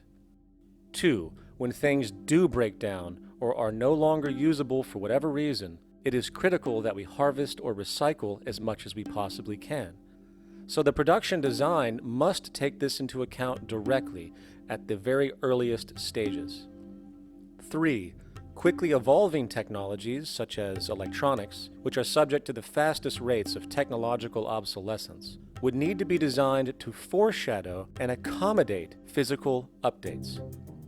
The last thing we want to do is throw away an entire computer system just because it has only one broken part or is outdated. So we simply design the components to be easily updated, part by part, standardized and universally interchangeable, foreshadowed by the current trend of technological change. And when we realize that the mechanisms of strategic preservation, strategic safety, and strategic efficiency are purely technical considerations, devoid of any human opinion or bias, we simply program these strategies into a computer which can weigh and calculate all the relevant variables, allowing us to always arrive at the absolute best method for sustainable production based on current understandings. And while that might sound complex, all it is a glorified calculator. Not to mention such multivariate decision-making and monitoring systems are already used across the world today for isolated purposes. It is simply a process of scaling it out. So, now we not only have our resource management system, but also a production management system, both of which are easily computer automated to maximize efficiency, preservation, and safety. The informational reality is that the human mind, or even a group of humans, cannot track what needs to be tracked. It must be done by computers, and it can be. And this brings us to the next level, distribution. What sustainability strategies make sense here? Well, since we know that the shortest distance between 2 points is a straight line, and since energy is required to power transport machines, the less transport distance, the more efficient. Producing goods in one continent and shipping them over to another only makes sense if the goods in question simply cannot be produced in the target area. Otherwise, it is nothing but wasteful. We must localize production so distribution is simple, fast, and requires the least amount of energy. We'll call this the proximity strategy, which simply means we reduce the travel of goods as much as possible, whether raw materials or finished consumer products. Of course, it might also be important to know what goods we are transporting and why, and this falls under the category of demand. And demand is simply what people need to be healthy and to have a high quality of life.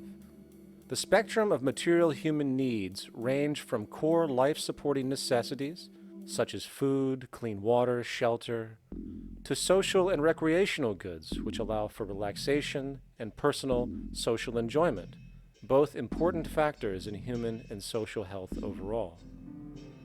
So, very simply, we take another survey. People describe their needs, demand is assessed, and production begins based on that demand. And since the level of demand of different goods will naturally fluctuate and change around different regions, we need to create a demand distribution tracking system, so to avoid overruns and shortages. Of course, this idea is old news. It is used in every major store chain today to make sure they keep up with their inventory. Only this time we are tracking on a global scale.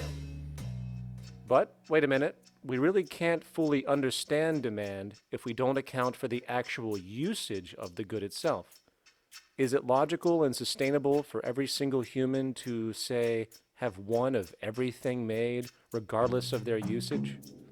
No, that would be simply wasteful and inefficient. If a person has a need for a good, but that need is only for, say, 45 minutes a day on average, it would be much more efficient if that good was made available to them and to others when needed. Many forget that it isn't the good that they want, it is the purpose of that good.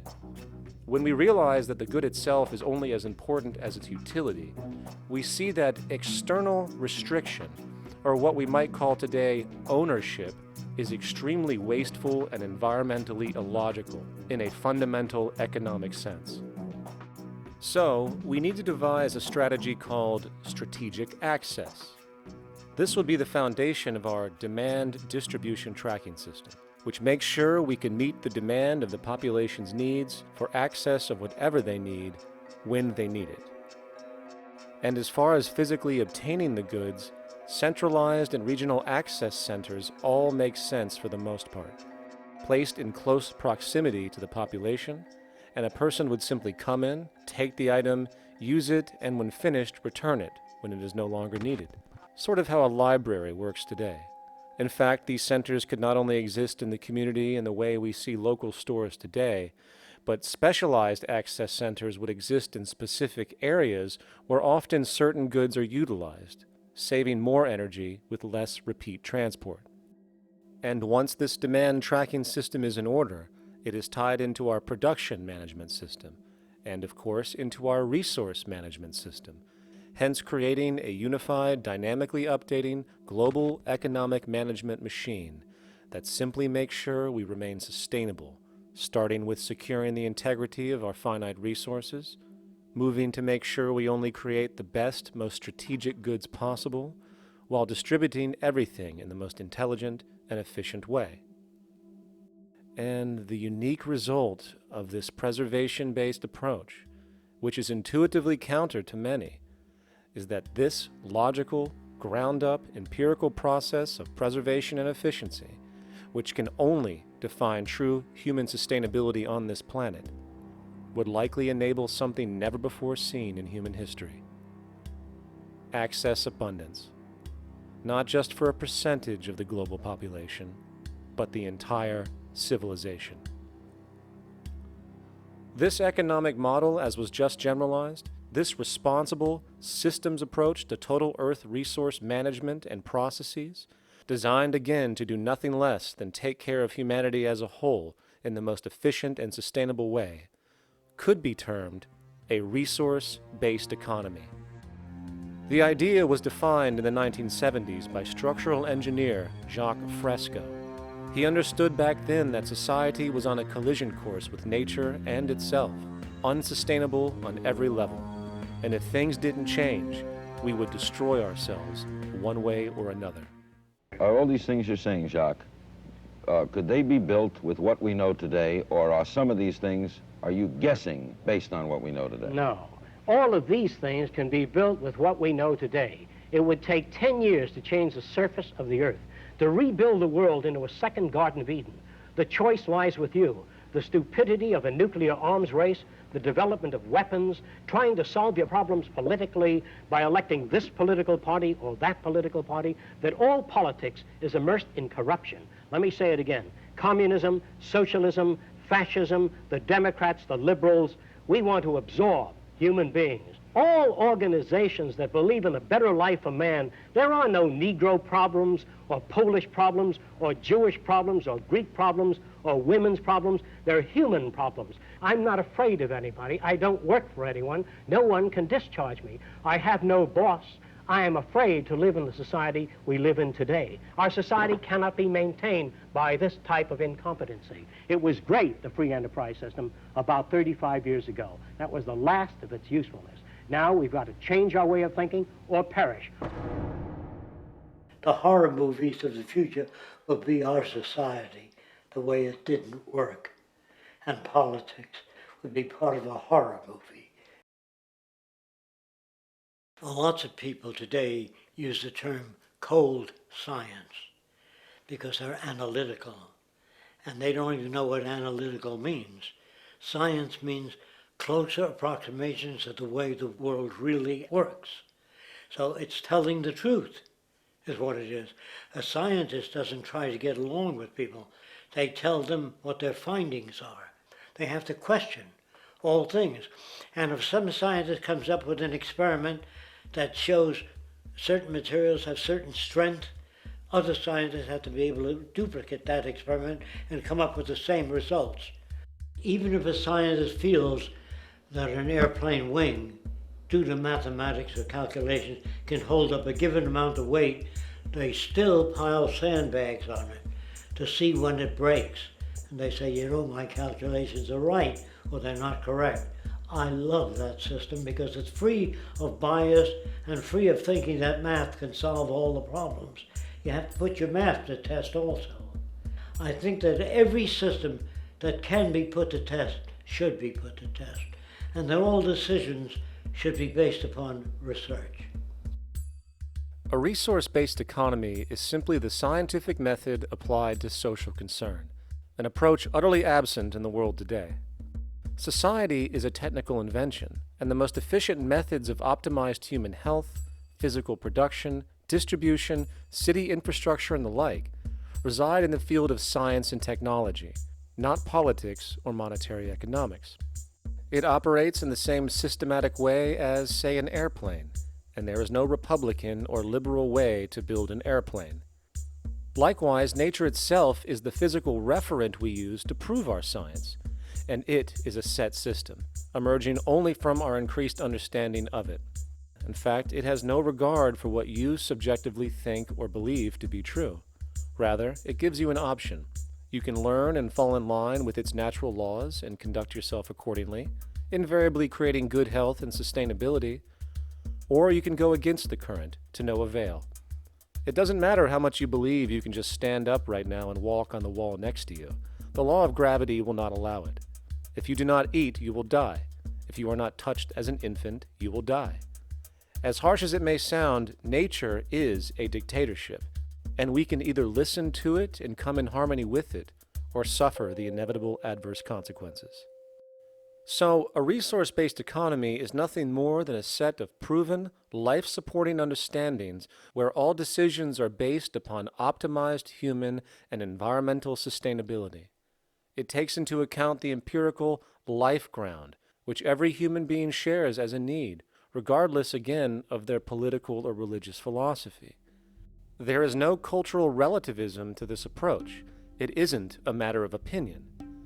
Human needs are human needs, and having access to the necessities of life, such as clean air, nutritious food, and clean water, along with a positively reinforcing, stable, nurturing, and non-violent environment, is demanded for our mental and physical health, our evolutionary fitness, and hence the species' survival itself.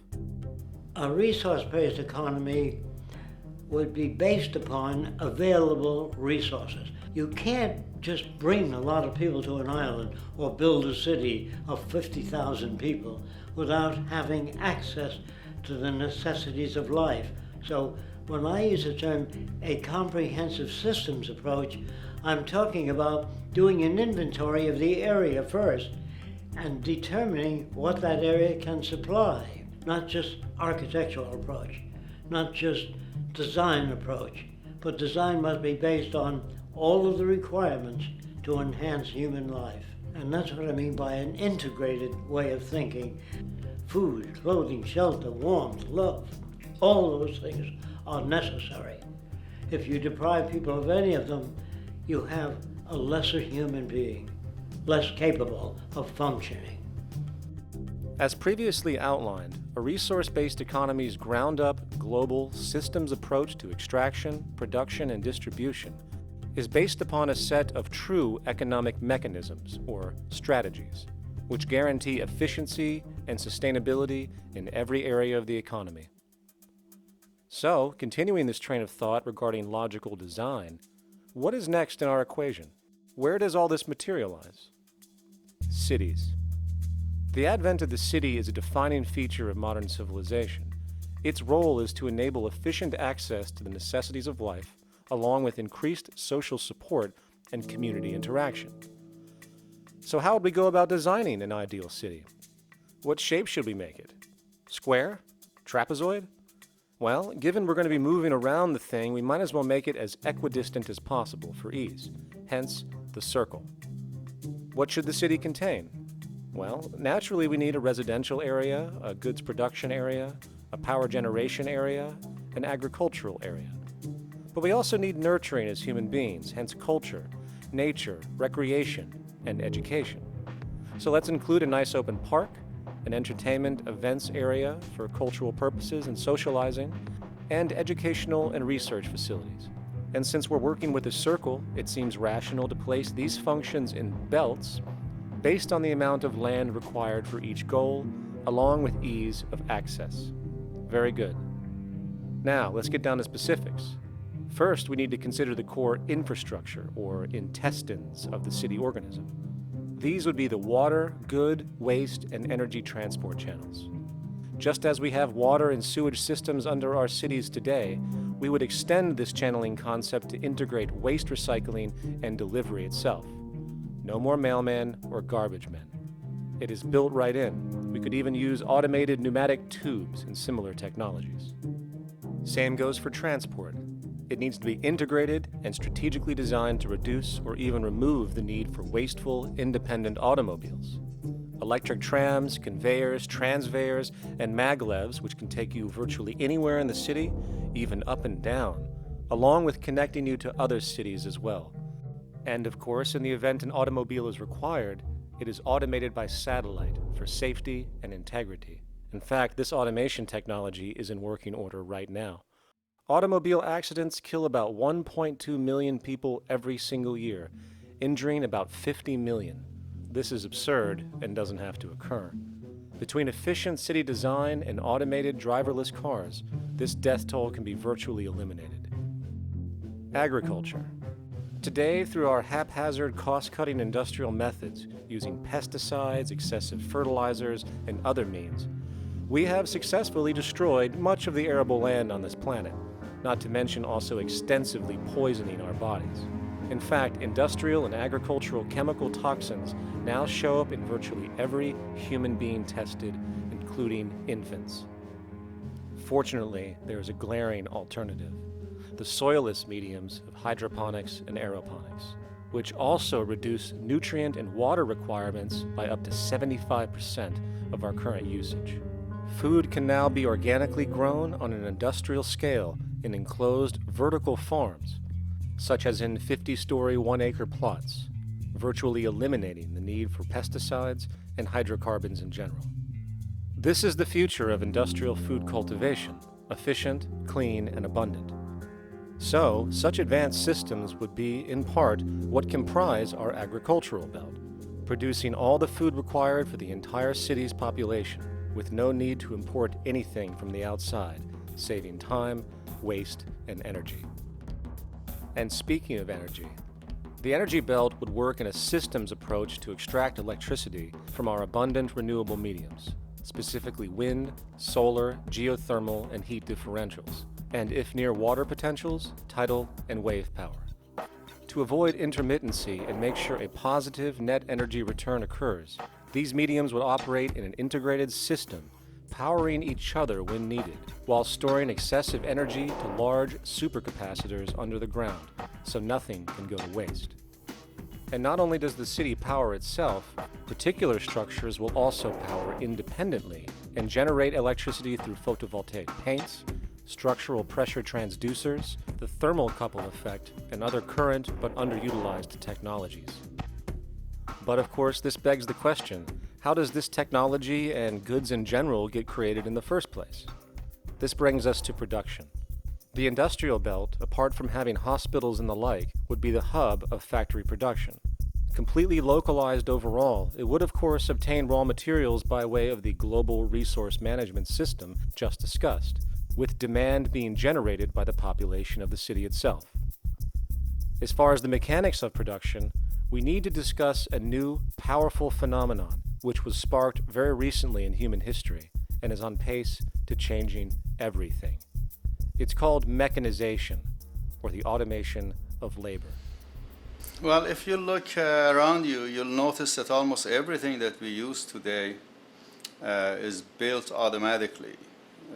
Your shoes, your clothes, your home appliances, your car, and so on. They are all built by machines in an automatic way. Can we say that the society has not been influenced by these major technological advancements?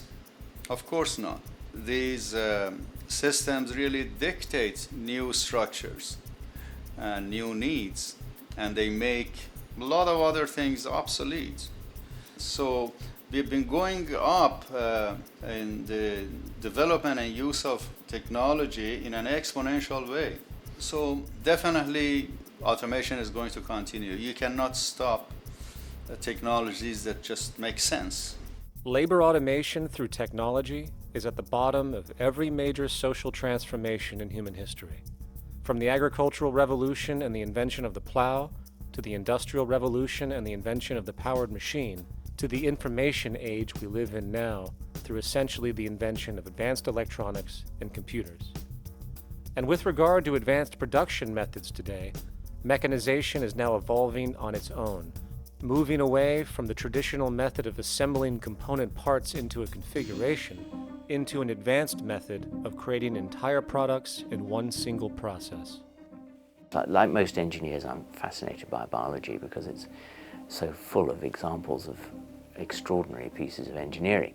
And absolutely, what biology is the study of things that copy themselves. Of course, that's good a definition of life as we've got. Again, as an engineer, I've always been intrigued by the idea of machines that would copy themselves. RepRap is a three-dimensional printer. That's to say, it's a printer that you plug into a computer, and instead of making two-dimensional sheets of paper with patterns on, it makes real physical three-dimensional objects. Now, there's nothing new about that. 3D printers have been around for about 30 years. Big thing about RepRap is that it prints most of its own parts. So if you've got one, you can make another one and give it to a friend, as well as being able to print lots of useful things. From the simple printing of basic household goods in your home, to the printing of an entire automobile body in one swoop, advanced automated 3D printing now has the potential to transform virtually every field of production, including home construction. Contour crafting is actually a fabrication technology. The so-called 3D printing, when you directly build a 3D object from a computer model. Using contour crafting, it will be possible to build a 2,000 square foot home entirely by the machine in one day. The reason that people are interested in automating construction is that it really brings a lot of benefits. For example, construction is pretty labor intensive, and although it provides job for a sector of the society, it also has issues and complications. For example, construction is the most dangerous job that there is. It is worse than mining and agriculture. It has got the highest level of fatality almost in every country. Another issue is the waste. An average home in the United States has 3 to 7 tons of waste. So this is huge if we look at the impact of construction and knowing that about 40% of all materials in the world are used in construction. So big waste of energy and resources and big damage to the environment as well. Making homes using hammers and nails and wood with the state of our technology today is really absurd and will go the way of our labor class in regards to manufacturing in the United States. Recently, there was a study by economist David Autor of MIT that states that our middle class is obsolete and being replaced by automation. Quite simply, mechanization is more productive, efficient, and sustainable than human labor in virtually every sector of the economy today. Machines do not need vacations, breaks, insurance, pensions, and they can work 24 hours a day every day. The output potential and accuracy compared to human labor is unmatched. The bottom line, repetitive human labor is becoming obsolete and impractical across the world, and the unemployment you see around you today is fundamentally the result of this evolution of efficiency in technology. For years, market economists have dismissed this growing pattern, which could be called technological unemployment, because of the fact that new sectors always seem to emerge to reabsorb the displaced workers. Today, the service sector is the only real hub left and currently employs over 80% of the American workforce, with most industrialized countries maintaining a similar proportion. However, this sector is now being challenged increasingly by automated kiosks, automated restaurants, and even automated stores. Economists today are finally acknowledging what they have been denying for years. Not only is technological unemployment exacerbating the current labor crisis we see across the world due to the global economic downturn, but the more the recession deepens, the faster the industries are mechanizing. The catch, which is not realized, is that the faster they mechanize to save money, the more they displace people, the more they reduce public purchasing power. This means that while the corporation can produce everything more cheaply, fewer and fewer people will actually have money to buy anything, regardless of how cheap they become. The bottom line is that the labor for income game is slowly coming to an end. In fact, if you take a moment to reflect on the jobs which are in existence today, which automation could take over right now if applied, 75% of the global workforce could be replaced by mechanization tomorrow. And this is why, in a resource-based economy, there is no monetary market system, no money at all, for there is no need. A resource-based economy recognizes the efficiency of mechanization and accepts it for what it offers. It doesn't fight it like we do today. Why? Because it is irresponsible not to, given any interest in efficiency and sustainability. And this brings us back to our city system. In the center is the central dome, which not only houses the educational facilities and transportation hub, it also hosts the mainframe that runs the city's technical operations. The city is, in fact, one big automated machine. It has sensors in all technical belts to track the progress of agriculture, energy gathering, production, distribution, and the like. Now, would people be needed to oversee these operations in the event of a malfunction or the like? Most probably yes, but that number would decrease over time as improvements continue. However, as of today, maybe 3% of the city population would be needed for this job when you break it down. And I can assure you that in an economic system which is actually designed to take care of you and secure your well-being, without you having to submit to a private dictatorship on a daily basis, usually to a job that is either technically unnecessary or socially pointless, while often struggling with debt that doesn't exist just to make ends meet. I guarantee you people will volunteer their time left and right to maintain and improve a system that actually takes care of them. And coupled with this issue of incentive comes the common assumption that if there isn't some external pressure for one to work for a living, people will just sit around, do nothing, and turn into fat, lazy blobs. This is nonsense. The labor system we have today is in fact the generator of laziness, not a resolver of it. If you think back to when you were a child, full of life, interested in new things to understand, likely creating and exploring, but as time went on, the system pushed you into the focus of figuring out how to make money. And from early education to study at a university, you are narrowed, only to emerge as a creature which serves as a cog in a wheel in a model that sends all the fruits to the upper 1%. Scientific studies have now shown that people are, in fact, not motivated by monetary reward when it comes to ingenuity and creation. The creation itself is the reward. Money, in fact, appears only to serve as an incentive for repetitive, mundane actions, a role we have just now shown can be replaced by machine. So when it comes to innovation, the actual use of the human mind, the monetary incentive has proven to be a hindrance, interfering and detracting from creative thought. And this might explain why Nikola Tesla, the Wright brothers, and other inventors who contributed massively to our current world never showed a monetary incentive to do so.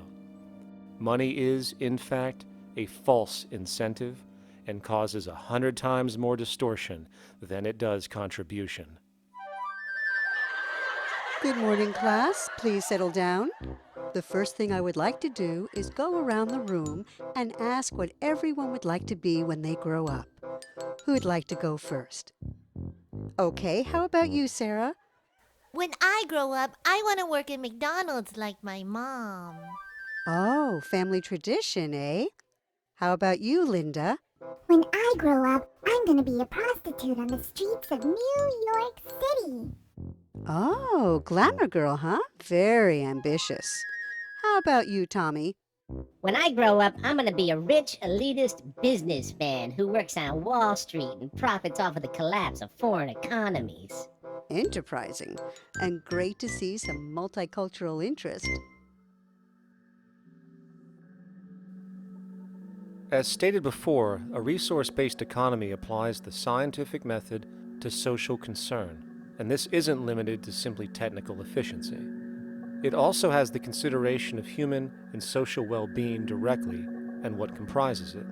What good is a social system if, in the end, it doesn't produce happiness and peaceful coexistence?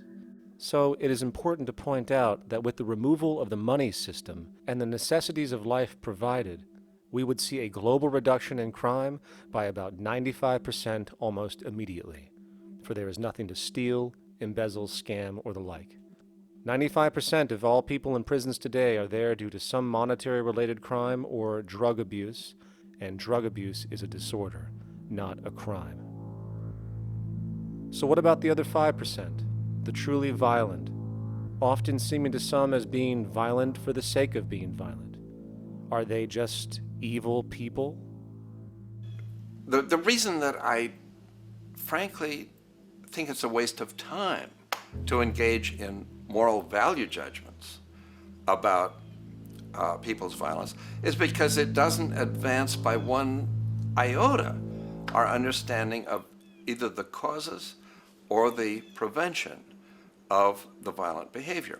People sometimes ask if I believe in forgiving criminals. My answer to that is, no, I don't believe in forgiveness any more than I believe in condemnation.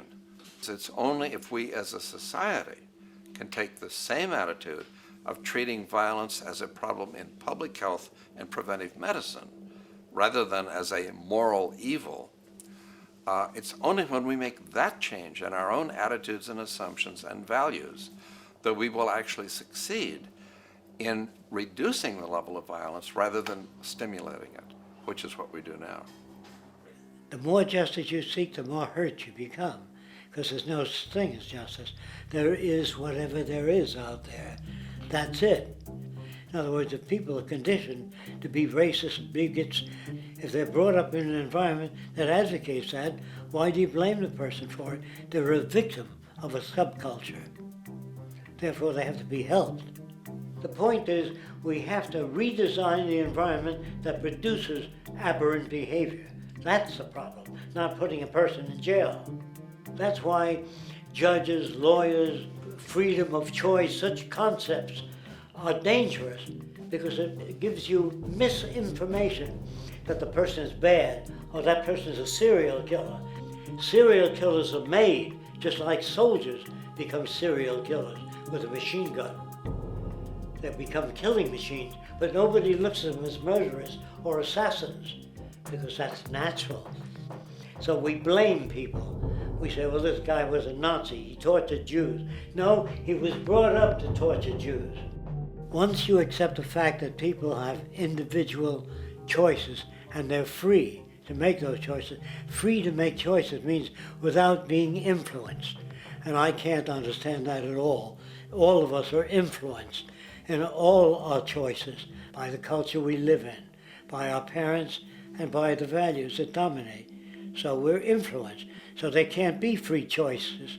What's the greatest country in the world? The true answer, I haven't been all over the world, and I don't know enough about different cultures to answer that question.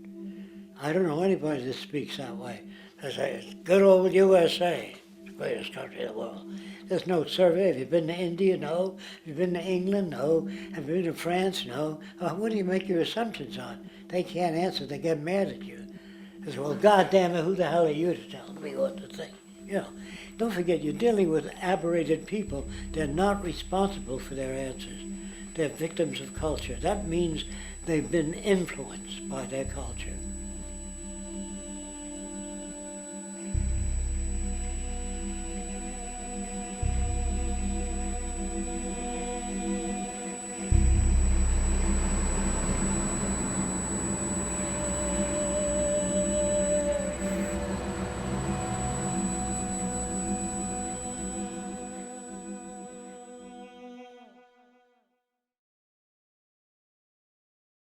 When we consider a resource-based economy, there are often a number of arguments that tend to come up with regard to the efficiency. Hey! Now hold on just a minute. Yes? I know what this is. This is called Marxism, buddy. Stalin killed 800 billion people because of ideas like this. My father died in the gulag. Hold on. Communist, fascist. You don't like America, you should just leave. All right, everybody just calm down. Death to the New World Order. Death to the New World Order. And as the irrationality of the audience grew, shocked and confused, suddenly the narrator suffered a fatal heart attack. And the seemingly communist propaganda film was no more.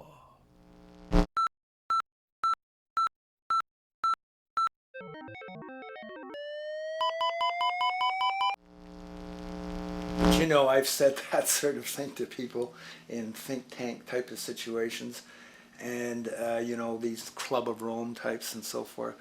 Marxist. What Marxist? Where did that come from? You know, they got this icon they hold on to as their holy grail, and it's such an easy one, you know. People ask if I'm a socialist or a communist or a capitalist, and I say I'm none of the above. And why do you think that those are the only options?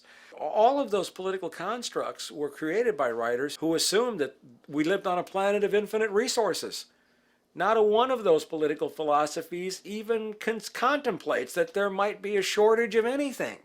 I believe that communism, socialism, free enterprise, fascism are part of social evolution, that you can't take a giant step from one culture to another, but they're in-between systems. Before there's any ism, we've got a life ground, and the life ground is, as I just described most easily, it's all the conditions required to take your next breath, and that involves the air you breathe, the water you get, the safety you have, the education you can access, all these things that we share and use and that no life in any culture can do without. So we've got to reset down to the life ground, and the life ground is no longer any ism. It's life value analysis. It's simply a matter of historical fact that the dominant intellectual culture of any particular society reflects the interest of the dominant group in that society. In a slave-owning society, the beliefs about human beings and human rights and so on will reflect the needs of the slave owners. In a society which again is based on the power of certain people to control and profit from the lives and work of millions of others. The dominant intellectual culture will reflect the needs of the dominant group. And so that if you look across the board, the ideas that pervade psychology and sociology and history and political economy and political science fundamentally reflect certain elite interests. And the academics who question that too much tend to get shunted to the side or to be seen as sort of radicals. The dominant values of a culture tend to support and perpetuate what is rewarded by that culture.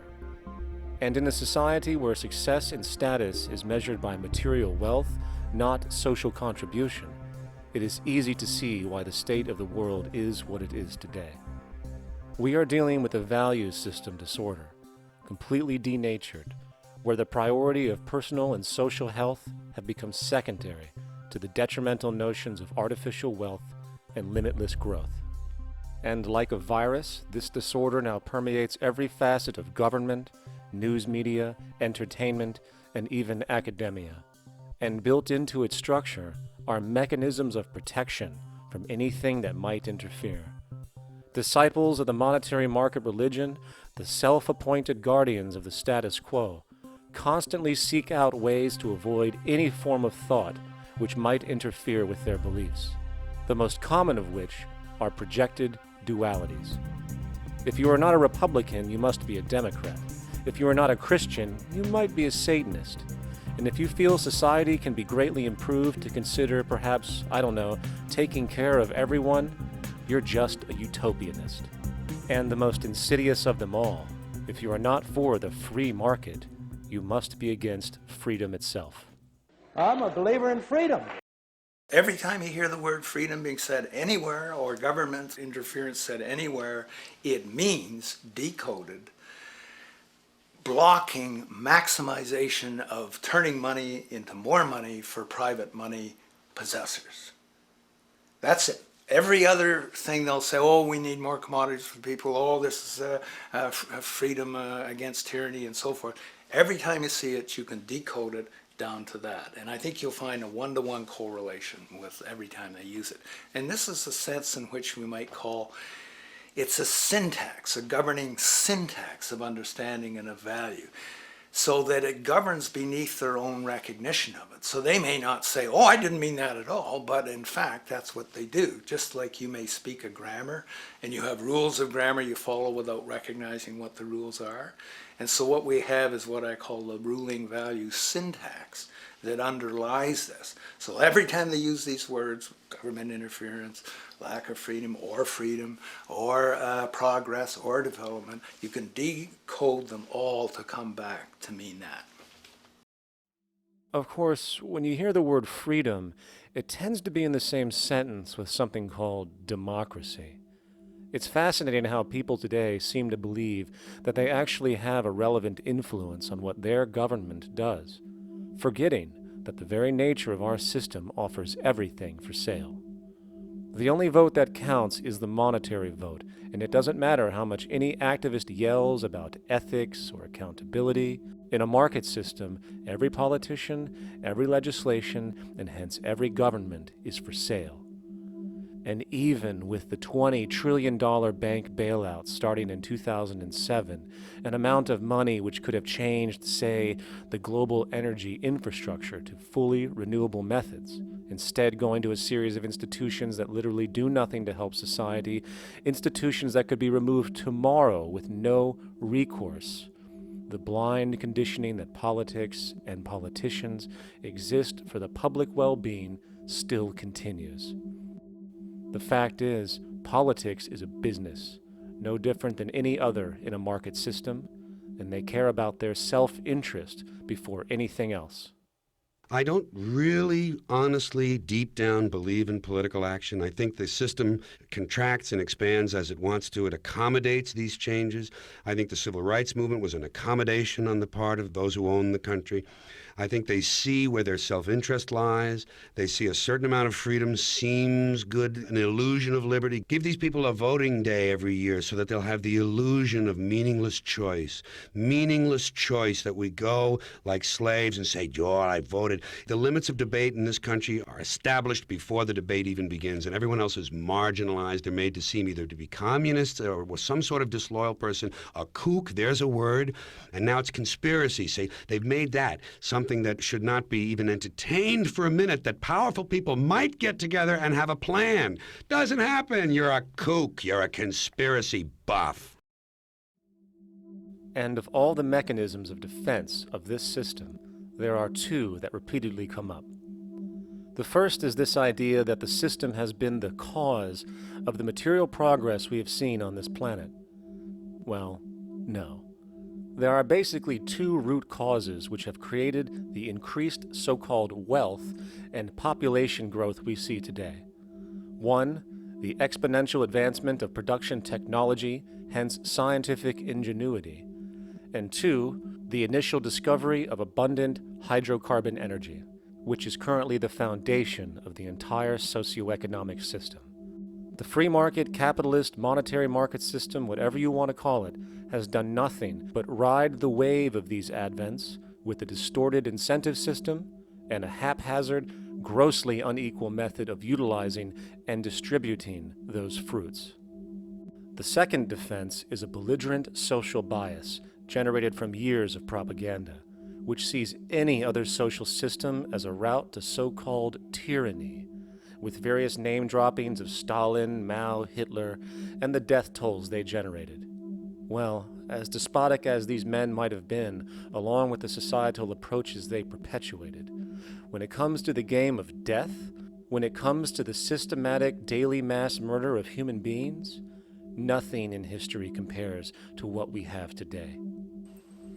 Famines throughout at least the last century of our history have not been caused by a lack of food. They've been caused by relative poverty.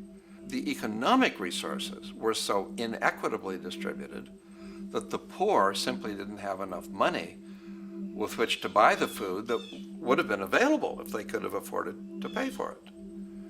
That would be an example of structural violence.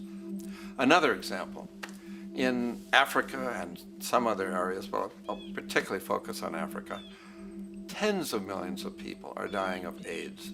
Why are they dying? It's not because we don't know how to treat AIDS. We have, millions of people in the wealthy countries are getting along remarkably well because they have the medicines that will treat it.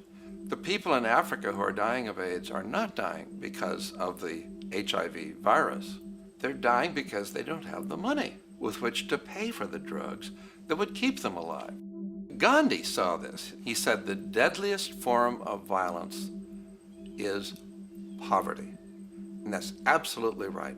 Poverty kills far more people than all the wars in history, more people than all the murderers in history, more than all the suicides in history. Not only does structural violence kill more people than all the behavioral violence put together, structural violence is also the main cause of behavioral violence.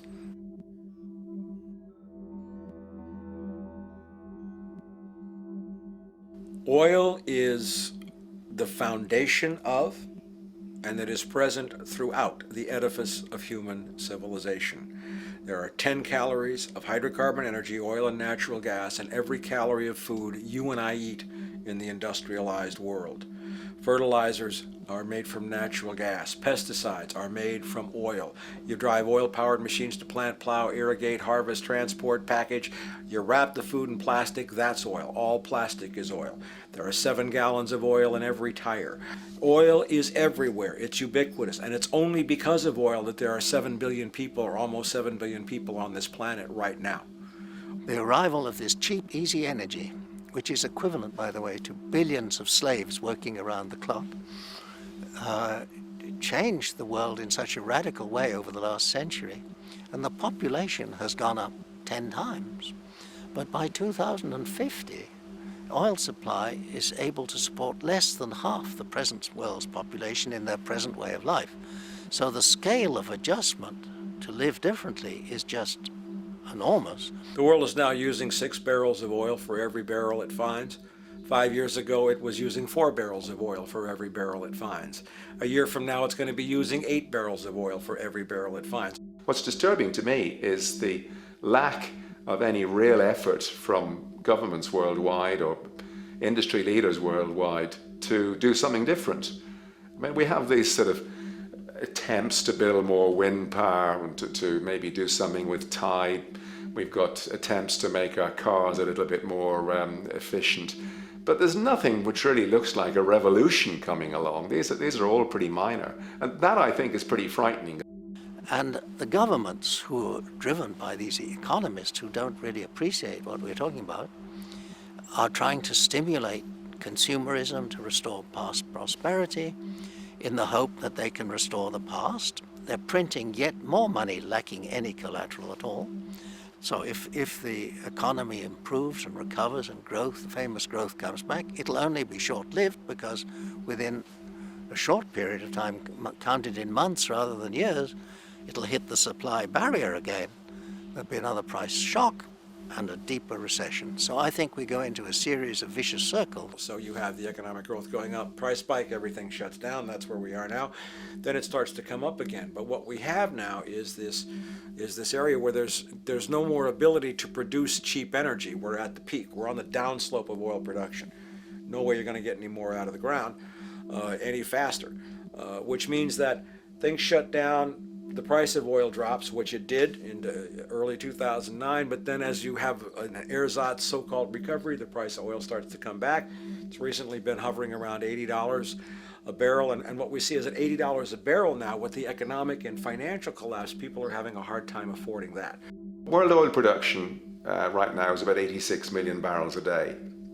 Over 10 years, you're looking at roughly 40 million barrels a day having to be replaced.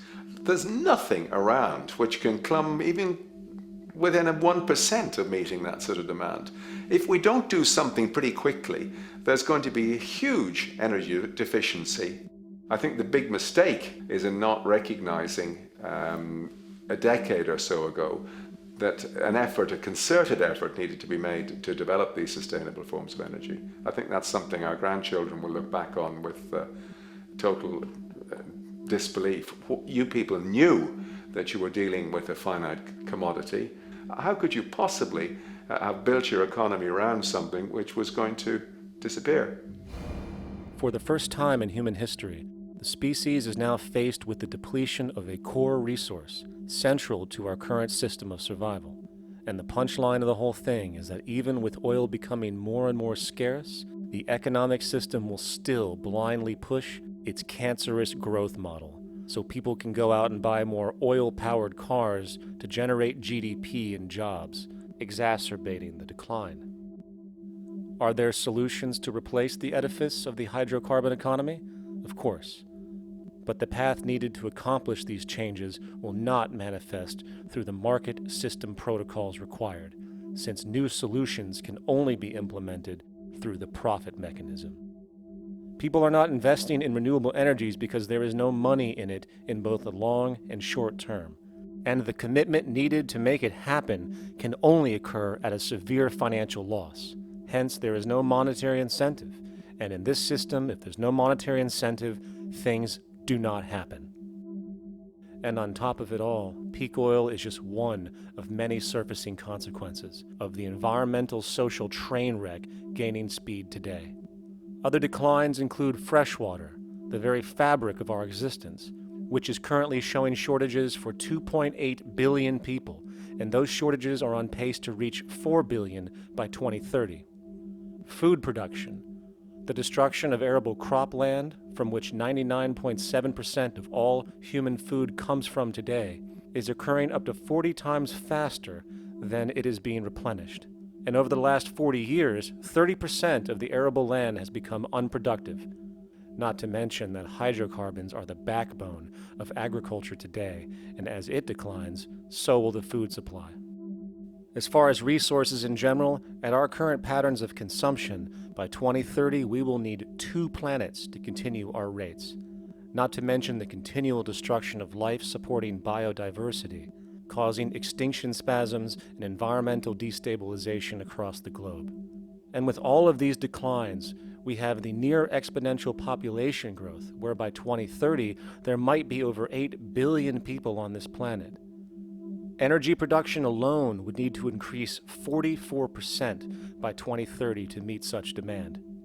And again, since money is the only initiator of action, are we to expect that any country on the planet is going to be able to afford the massive changes needed to revolutionize agriculture, water processing, energy production, and the like, when the global debt pyramid scheme is slowly shutting the entire world down? Not to mention the fact that the unemployment you currently see is going to become normality due to the nature of technological unemployment. The jobs are not coming back. And finally, a broad social perspective. From 1970 to 2010, poverty on this planet doubled due to this system. And given our current state, do you honestly think we will see anything less than more doubling, more suffering, and more mass starvation? There is not going to be any recovery. This is not some long depression that we're someday going to pull out of. I think the next phase we're going to see after the next round of economic collapse is massive civil unrest, when employment checks stop being paid because the states have no money left.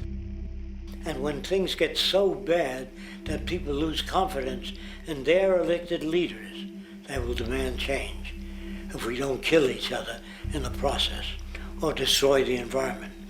I'm just afraid that we might get to the point of no return. And that bothers me no end. We do all we can to avoid that condition. It's clear that we're on the verge of a great transition in human life. What we face now is this fundamental change of the life we've known over the last century. There has to be a link between the economy and the resources of this planet, the resources being, of course, all animal and plant life, the health of the oceans and everything else. This is a monetary paradigm that will not let go until it's killed the last human being. The in-group will do all it can to stay in power. And that's what you got to keep in mind. They'll use the Army and Navy and lies or whatever they have to use to keep in power. They're not about to give it up because they don't know of any other system that will perpetuate their kind.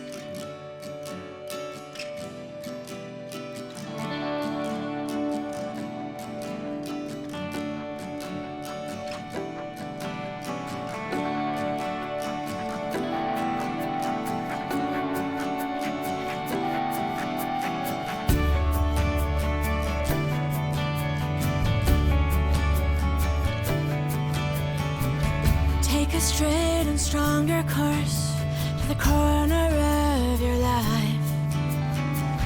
Just remember that the goal is for us all to capture all we want. We have to don't surround yourself with yourself. Move on back to squares. Send an instant karma to me, and I shall live with love and care for yourself. 'Cause it's time, this time and time with your time, and its news is captured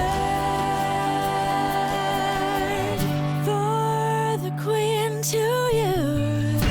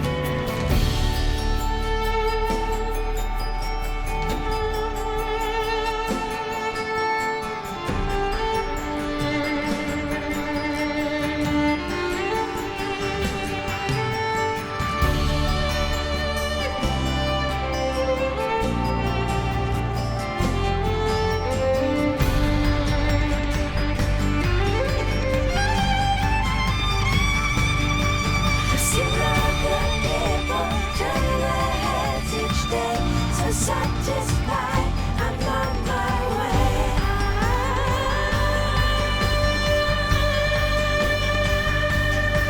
To see other people turn their heads each day. So satisfied, I'm on my way. To see other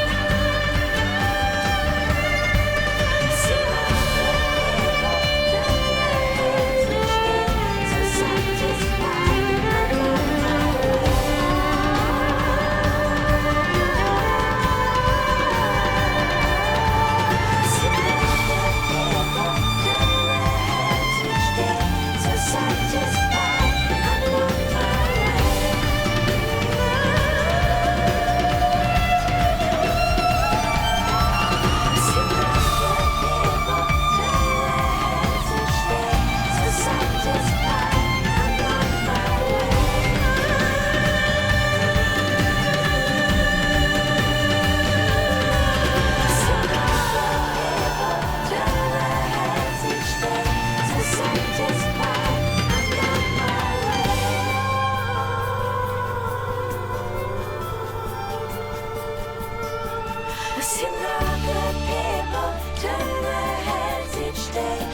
Satisfied, I'm on my way.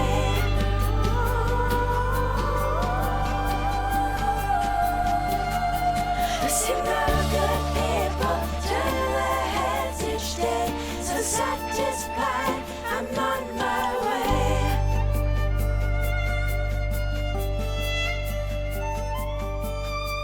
I see no good people turn their heads each day. So satisfied, I'm on my way.